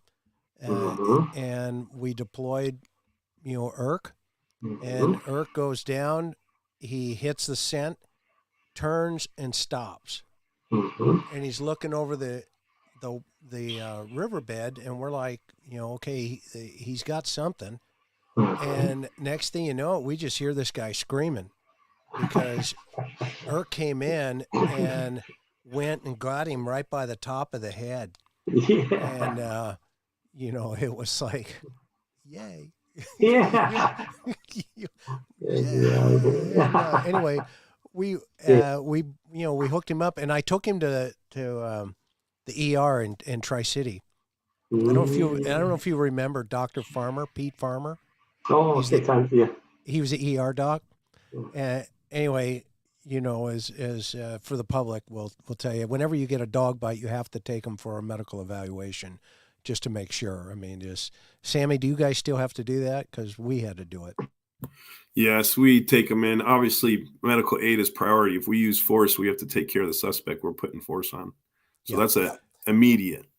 Yeah, and so Doc, Doc, this was back in the day. He goes, "What do you got?" And I, well, his wife's in the trauma center. He goes, "Oh, okay." So, like 15 minutes later, you just hear this guy screaming in the other room as they're cleaning his wounds. Okay, the dog bites on his head, and they put him in, I think, like 6 staples. I still have the report. Oh my God. Hey, the moral of that story, don't beat up your family. That's And right. then play Rambo. Don't play Rambo. I'm glad you brought that up, Manny. I forgot all about that one, but yeah, that was interesting. So, okay, here's another one. What dogs you prefer to work with if given a choice? Oh, okay. Good one. Police and For police work, I love the challenge of the Malinois, the Belgian Malinois. Personal dog, if it's just for the spread civilian, any breed, I enjoy working any breed that's a workable breed. The toughest dogs for us to train are your terriers and your hounds and your bullies. Right, those are just tougher dogs. Their trainability is very low. But on a personal basis, I love Dobermans. That's my breed. Here's a compliment. Father and son team is awesome. I Oh, can't disagree with that at all. I very just good. think it's I love these guys. These guys are real heroes, true heroes. They really are. They're so grateful for them. And here's one. Any luck with dachshunds, or can they be taught? Little hot dogs. Yeah, they can be taught. I just, I don't know if I have the video. I think I gave it to the client. But her little guy would run up to the door and yep. And so we taught him a bed command, and the dog was where the bed was. It was just a normal sized bed, but he was too small to go into it. So she bought like a little doll, like staircase thing for kids or for playing. And we would tell him, go to bed. And then the little wiener dog would go up the stairs and get in the bed. But they're trainable. It's just the little dogs are a little bit more. My wife just said, Karen just said, did he just say terriers? Yeah. Meanwhile, yeah. right? It's funny because growing up, we had terriers all the time. I know. We love this guy so much. I mean, he is such a ball of fire, but at the same time, he's just so, he's just there. You know what I mean? He's just his own personality. And he looks at you tonight. He looked at me with one ear down, one ear up. Okay. And he was sitting right here while I've been on the show. Okay. And he's just looking at me like, hey, excuse me. Like, where's my dinner? Exactly. Okay. Given a choice, we just answered that one. So Chris, when you take go, Sam. when you take your dog down to Manuel and Fawn for training, you're going to have to bring in an iguana. Oh my God, I know, right, brother? We're gonna have to proof them off iguanas. So bring one down. Exactly. Yeah, I call him the Jack Russell terrorist over here. This guy, he's so funny. Okay, so let's go to this one. When chasing a suspect, I've heard it's on scent of adrenaline. Is that true? Like Manny. the pursuit that the suspect sent that Yeah. he's emitted. Yeah. Yeah. It varies because not only the dog that the suspect sent like this smell like adrenaline, but also drugs, alcohol, Sweat. right, sweat, blood. There's so many other odors that are involved in tracking this the suspect. So, in some dogs, as they get more and more experience, identify this odor uh, quickly. It's amazing. There was a case where I'm sure it was your dog. Now that I think back is that they come up to the front porch and they're all set up at the front door and they're all with their guns out. All the officers are ready, and the canine handler comes in and stands behind one of the officers and starts making this announcement. And the guy was suspect. Again, he beat up his wife, and he had a suspected to have a weapon on him. And so he stands right on top of the front door. And as they're looking down the hallway, the dog keeps just looking down. And the handler was able to detect the dog just, hey, pay attention because this house had some pets in there.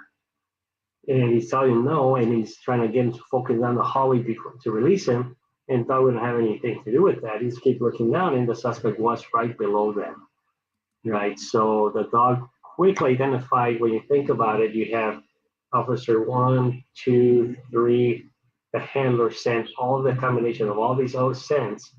When the dog comes into the picture, and quickly identifies the suspect's scent. So that's the beauty of the dogs being able to, through their experience, know what this person that wants to harm you smells like. It's completely out of the norm of the pack. It could be a stack of 6, 7, 8, 9 officers. The dog identifies everybody in the group. Everybody outside of that is going to be the suspect. Interesting. Here's a good question here too as well. Are there different breeds that handlers are studying for future LE military? Manny, I mean, you've been in this game 40 plus years, if not longer. And I mean, what breeds are being studied for military and LE service going forward? I mean, we never thought of the Malinois till what years was the Malinois coming into play? The Malinois, we trained the first one back in '85. And it was a gal that brought her in from France. They were used in France already, but then they became popular. But there was German Shepherds for a very long time. They tried Bouviers. We had Rottweilers as well. With Dobermans in Oceanside, some Dobermans. But overall, right now, there hasn't been another breed that to be dominant like your Malinois. There are people and agencies are transferring more and more to Mals.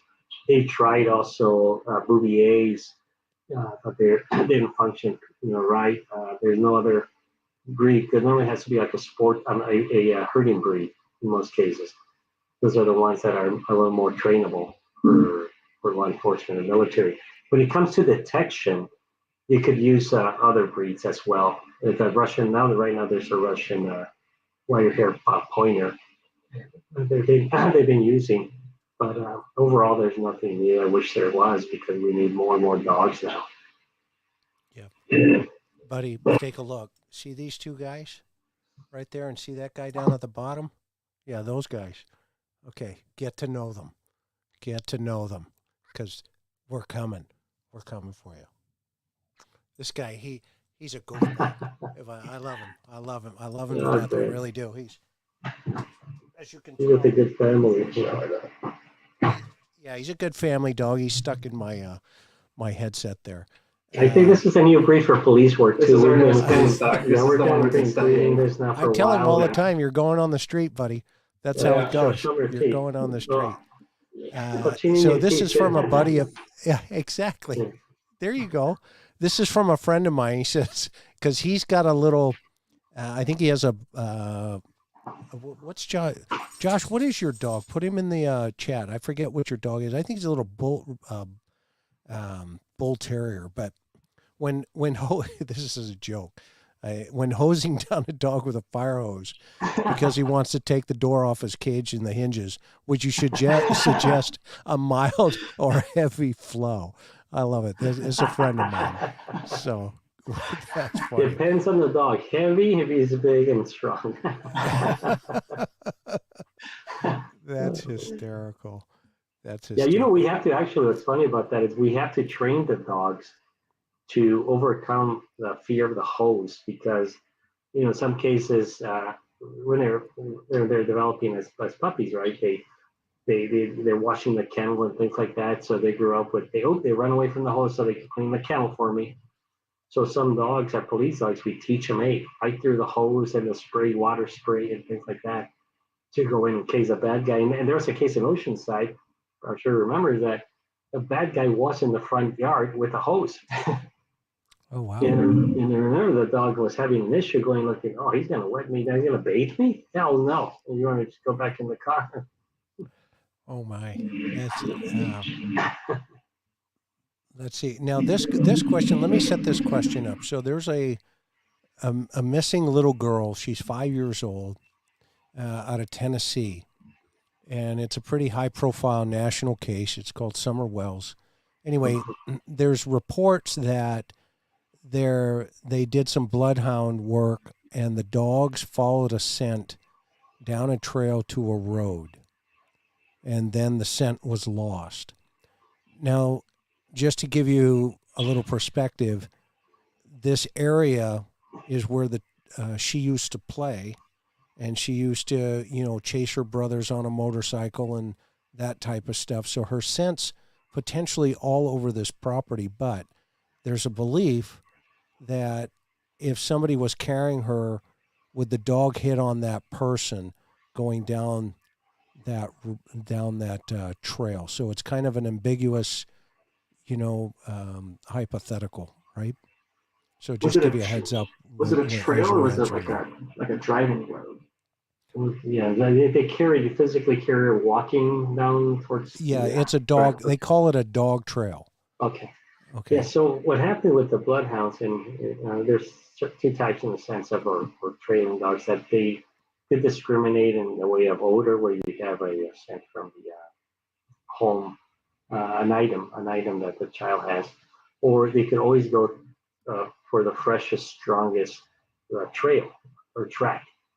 And so if I walk around my property here, and my scent is in different locations, but 2 days later, I follow a certain path, make a right, make a left, go down and jump over a little berm and whatever, and then you hit the road.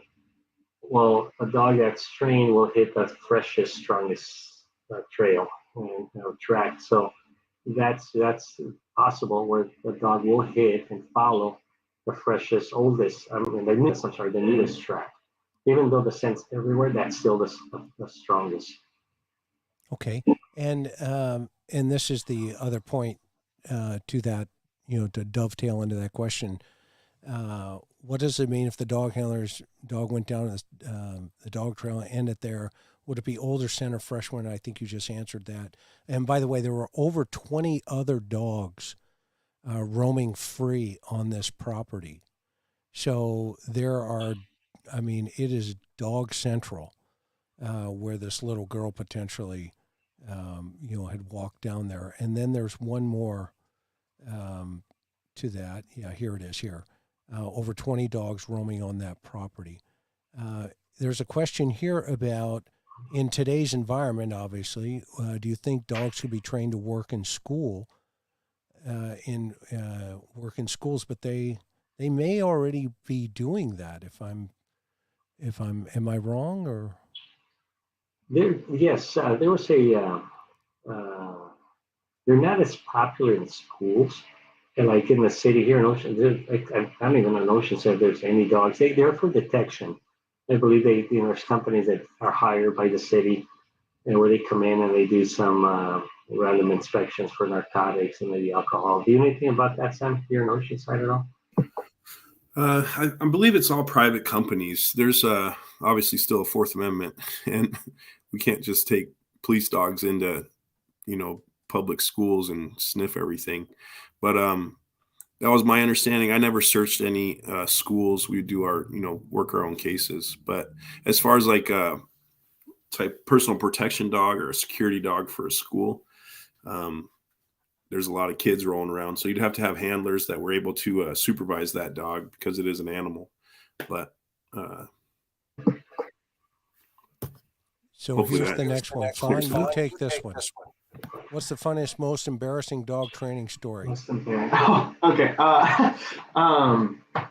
Okay, so I know what my most embarrassing thing is. I've been doing it since I was young. I started taking my first bites. I remember my first police academy that I was a part of. I was just taking bites the whole time.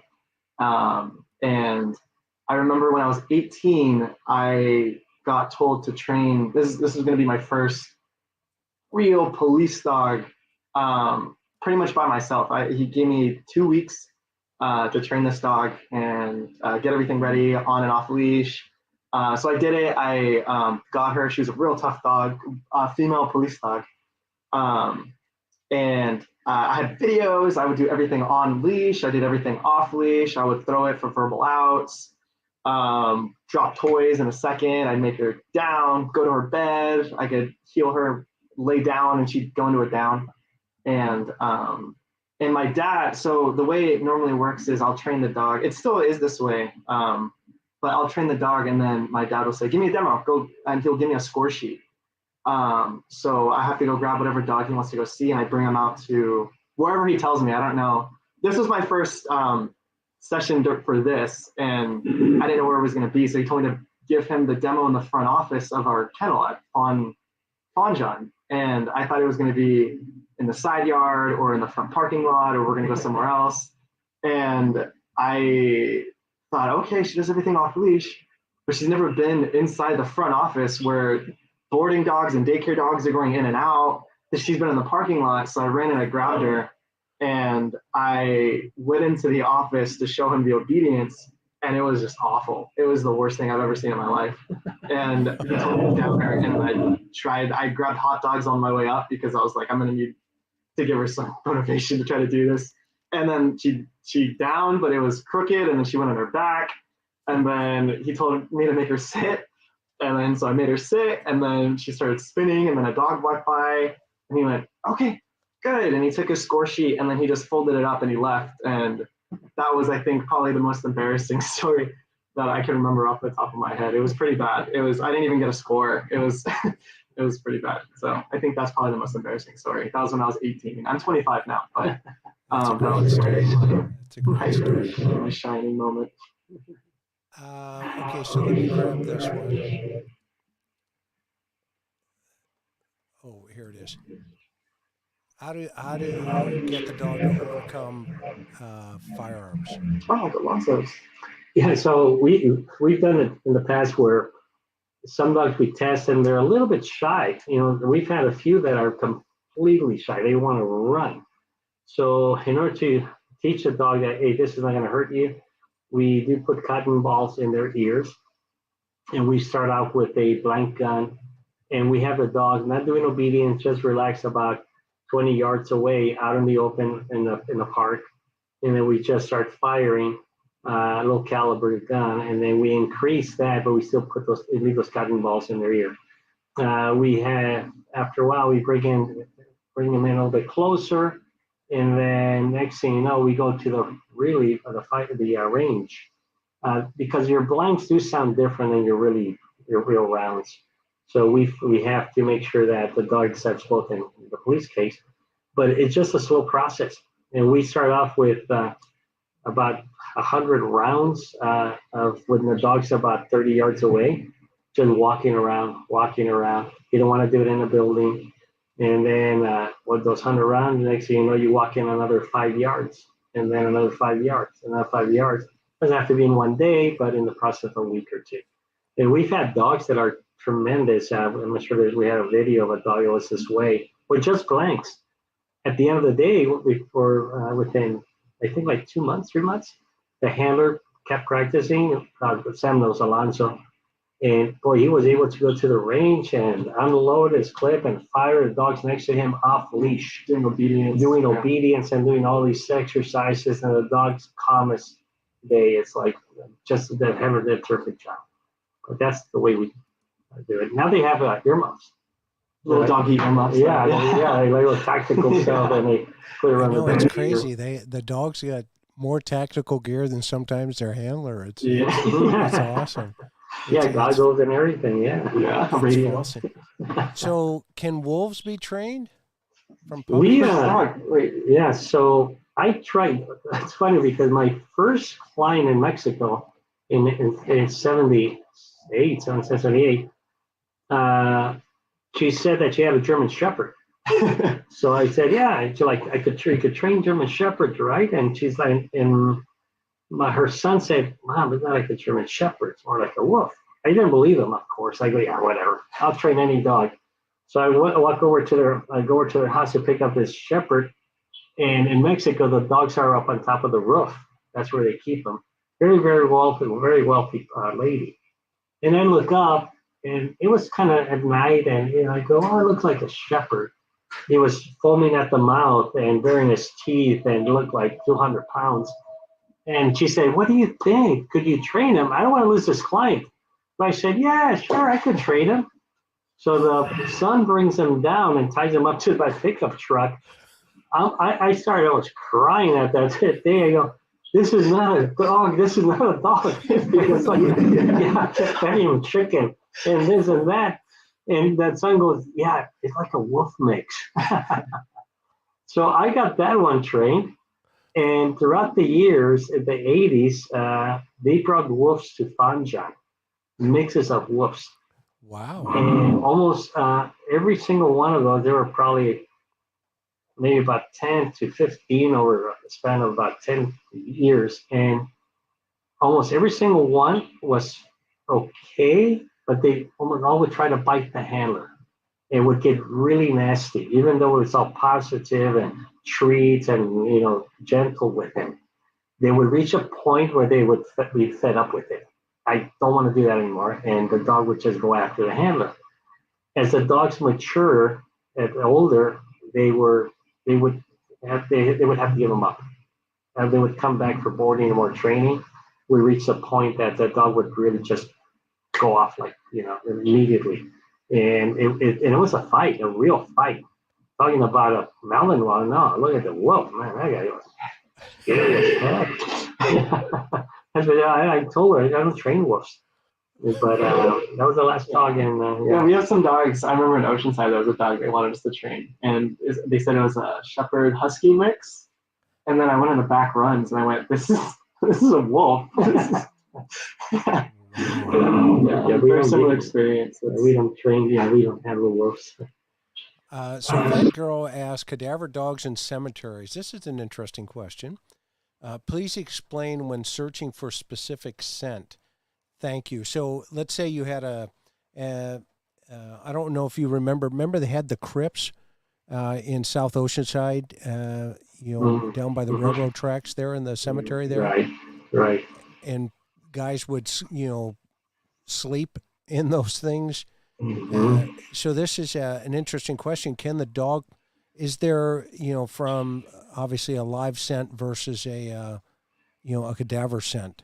How does the dog differentiate? Do you understand? Yes, well, we only train only train for a live person.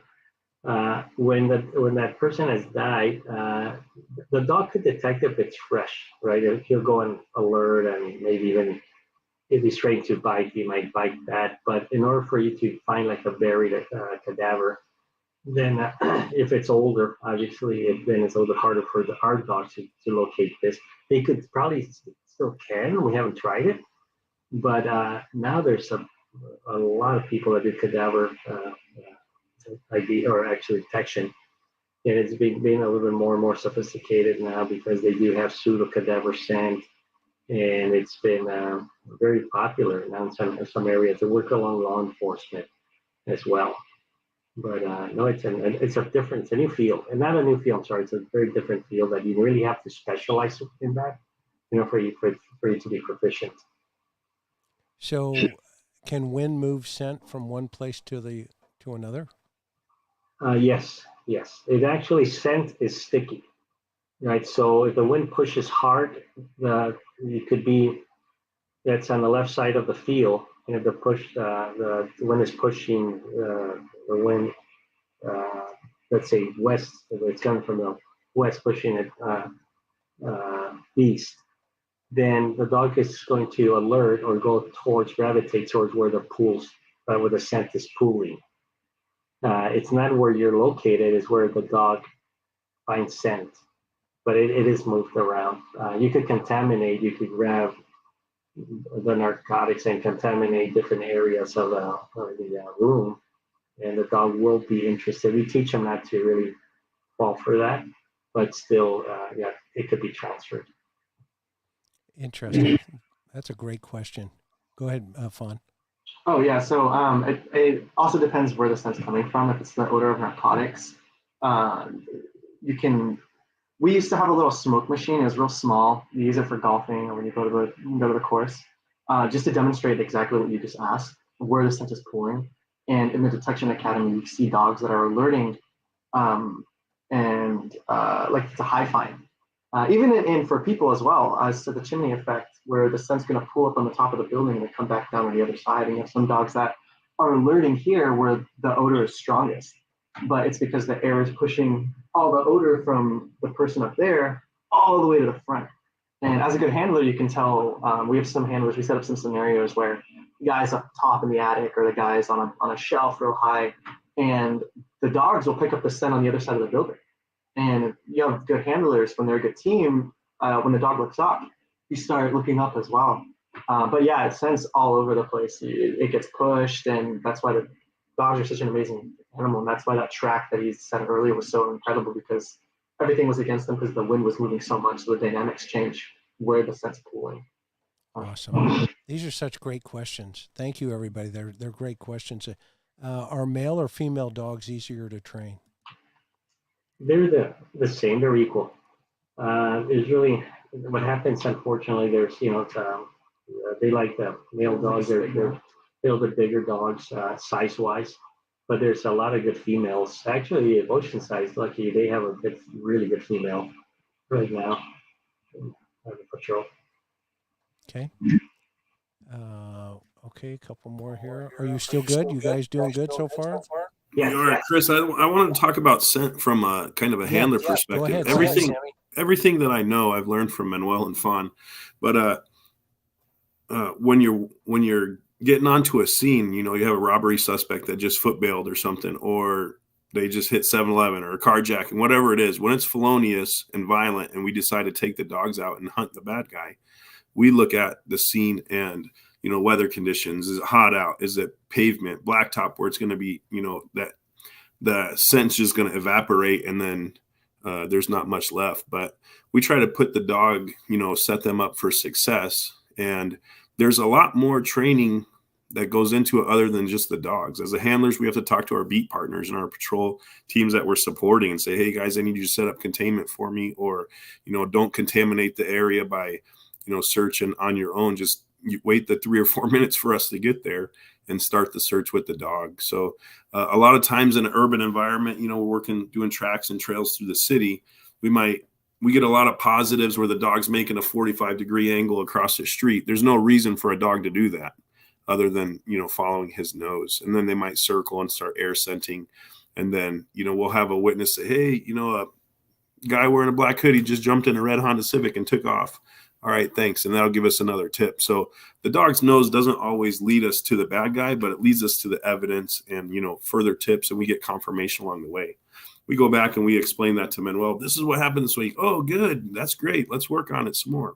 So when it comes to tracking and trailing, out on the street, it's pretty much the worst case scenario, but we do our best, and it's the training program that allows us, to get good feedback and positive evidence. Do you have some pictures of your your partner on the wall of shame behind you?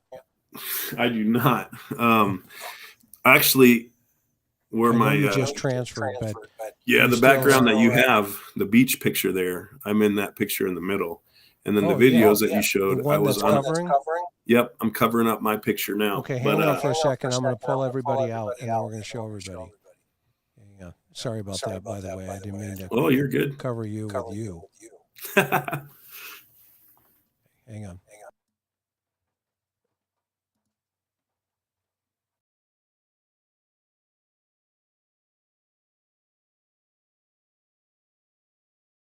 Second from the right. My wife just handed me the phone too. Here's see if that works, but back in my canine days.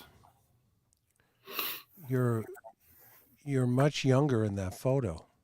Yeah, I've been doing canine a few years now. 14, I guess I started. That's a couple of weekends, pretty soon. Fawn always tells me I had more hair back then too. Yeah. You want to see what a disaster looks like when you get my age? Go take a look right here. Take a look. I'm teasing. Okay, I'm echoing badly. Yes, I know. I appreciate that. Easier.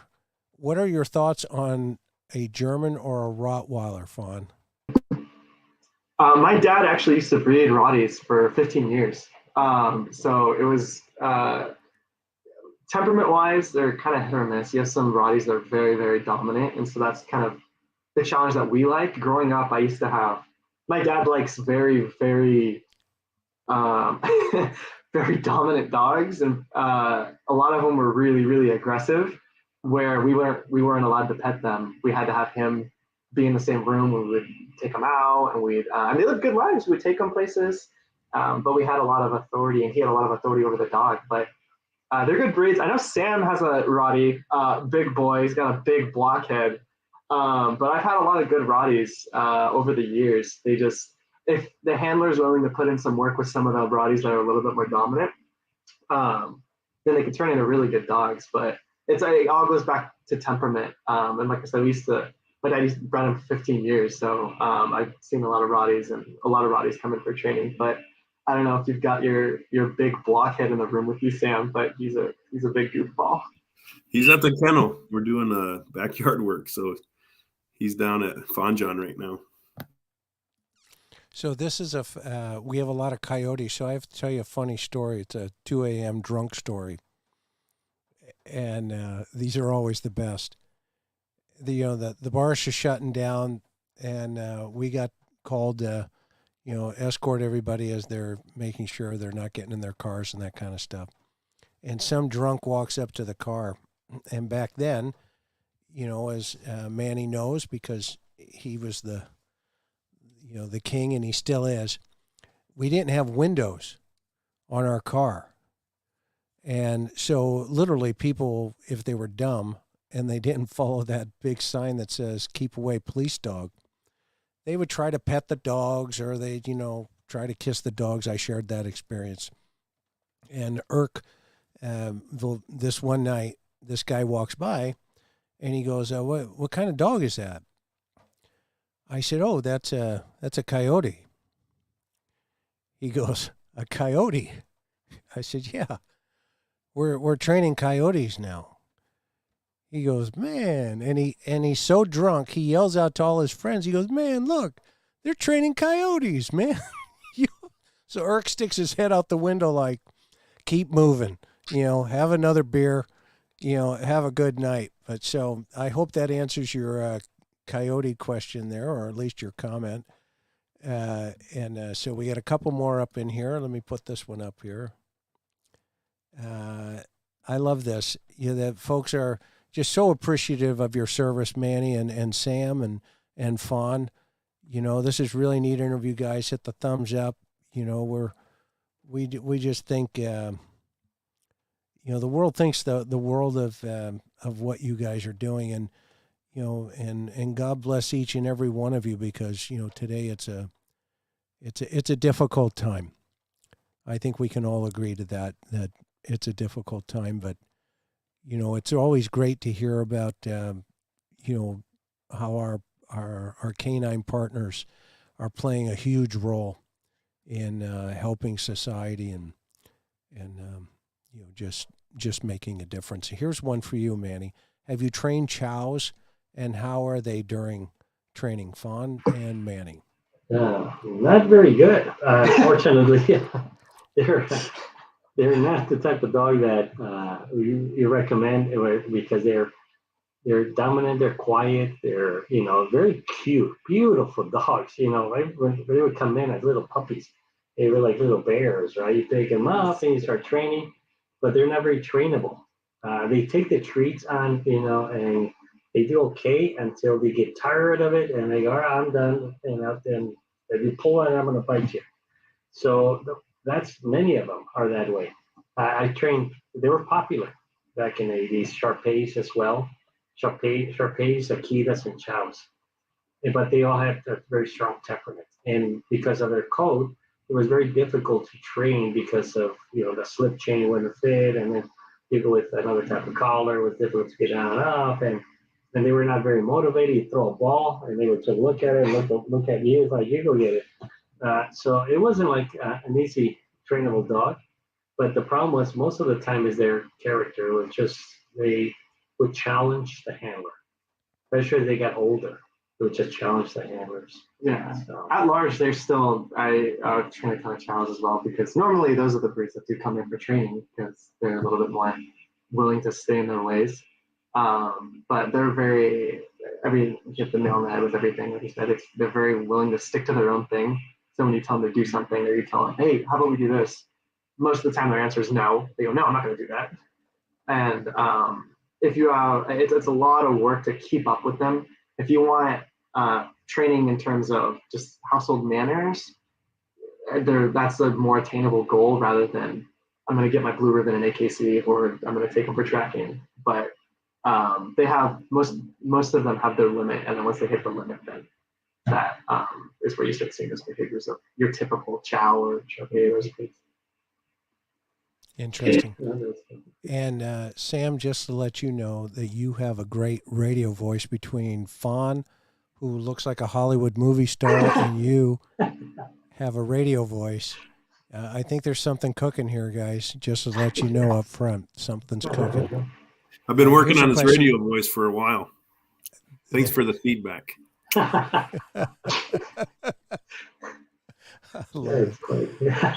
So Barb Kelly asked, can a dog pick up a scent in a necklace that held cremated remains? Interesting. Who wants to take that? I don't think there's any scientific proof that that's possible, because also once the you mean from the cremains, once it's processed through the crematory, I think that pretty much eliminates all the oils and the cells. Once the chemical structure gets destroyed or it modifies itself in a way, heat's normally a really good way to manipulate the chemistry of something. It's just so different than what it originated as that. I don't think there's been any study either. That'd be a good experiment. Yeah. Oh, we'll do it. Well, I'll tell you, I have kept you guys 2.5 hours. Oh, this is fun. And it's flown. So we're going to have you back. Will you guys come back at some point? We'll do another show. Yeah. Okay, so I have a tradition here on the interview room. First of all, I want to thank everybody that's been here tonight for Manny and Fawn, his son, and of course, Sam, who's on the street, today.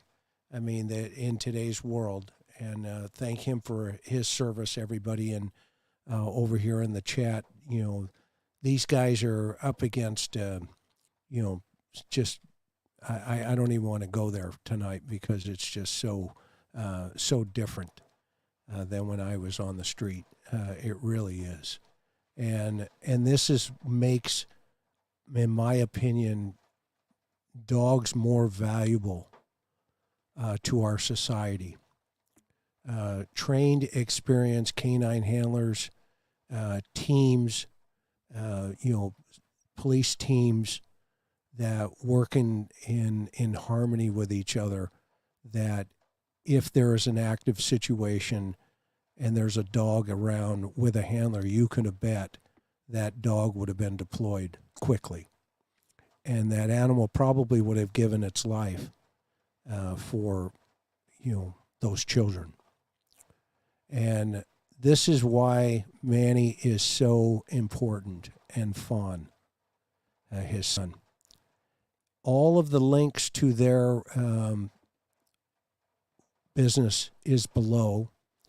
And if you want to know about these guys, just go over to their webpage.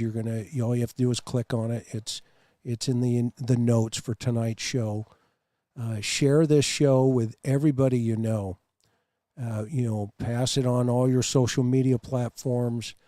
And just let everybody know that you guys had a good time, and hopefully others will also have the same feeling and share this around. I mean, we've had the world here tonight. I mean, everywhere from New Zealand to Michigan and Florida and other places.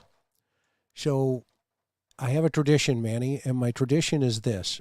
The guest gets to have the final word. I'm going to pull Sammy out, and then you and Fawn have the final word. And then at the end of that, I go to Hawaii with a song. We have a special song that we use.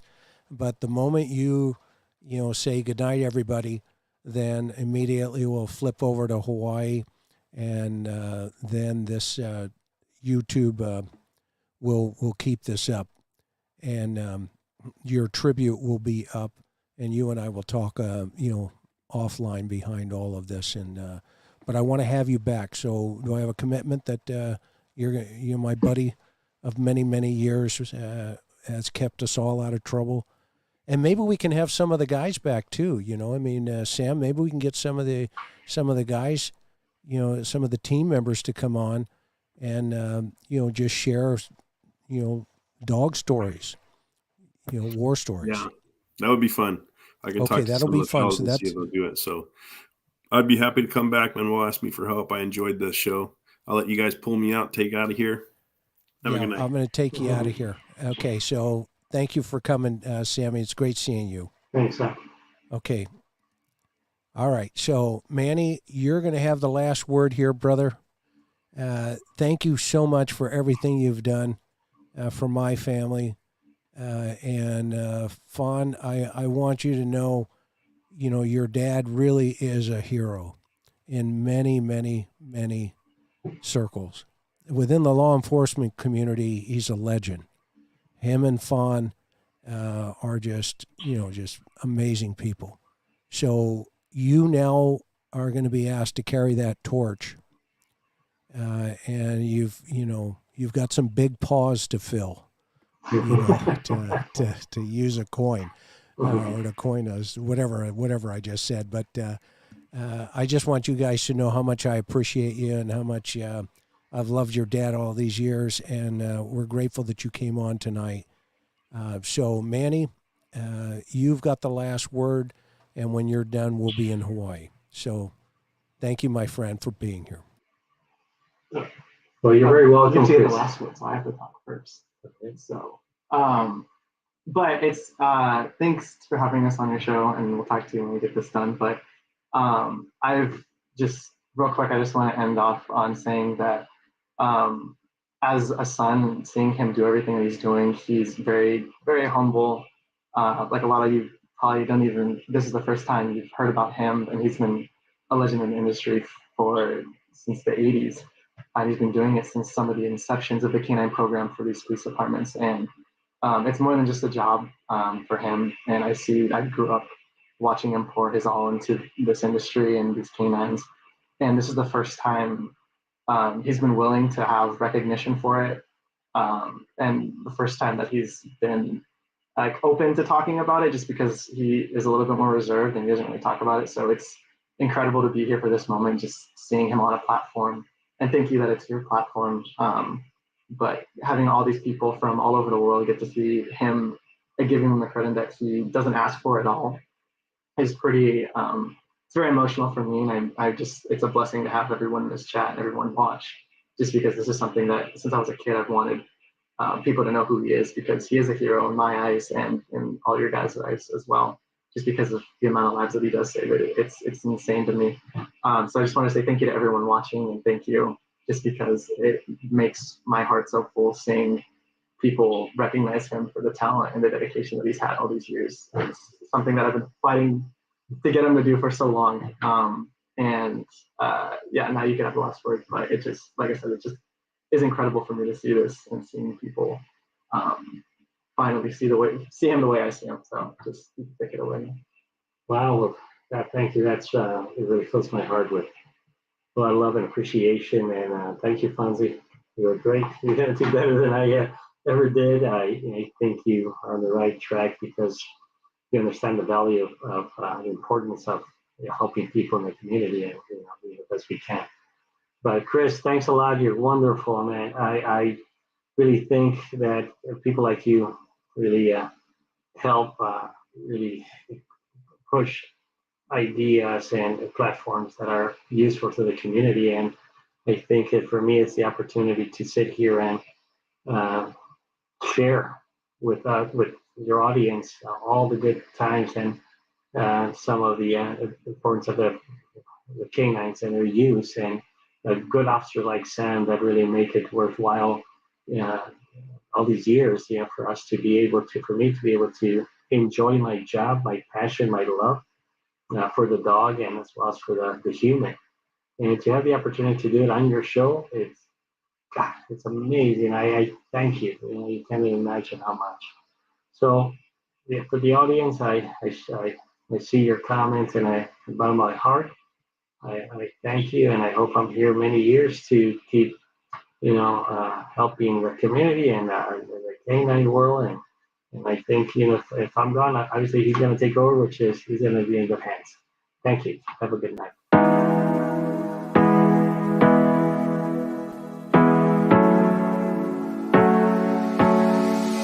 Hard working every day, I'm stressed out 24/7, babe.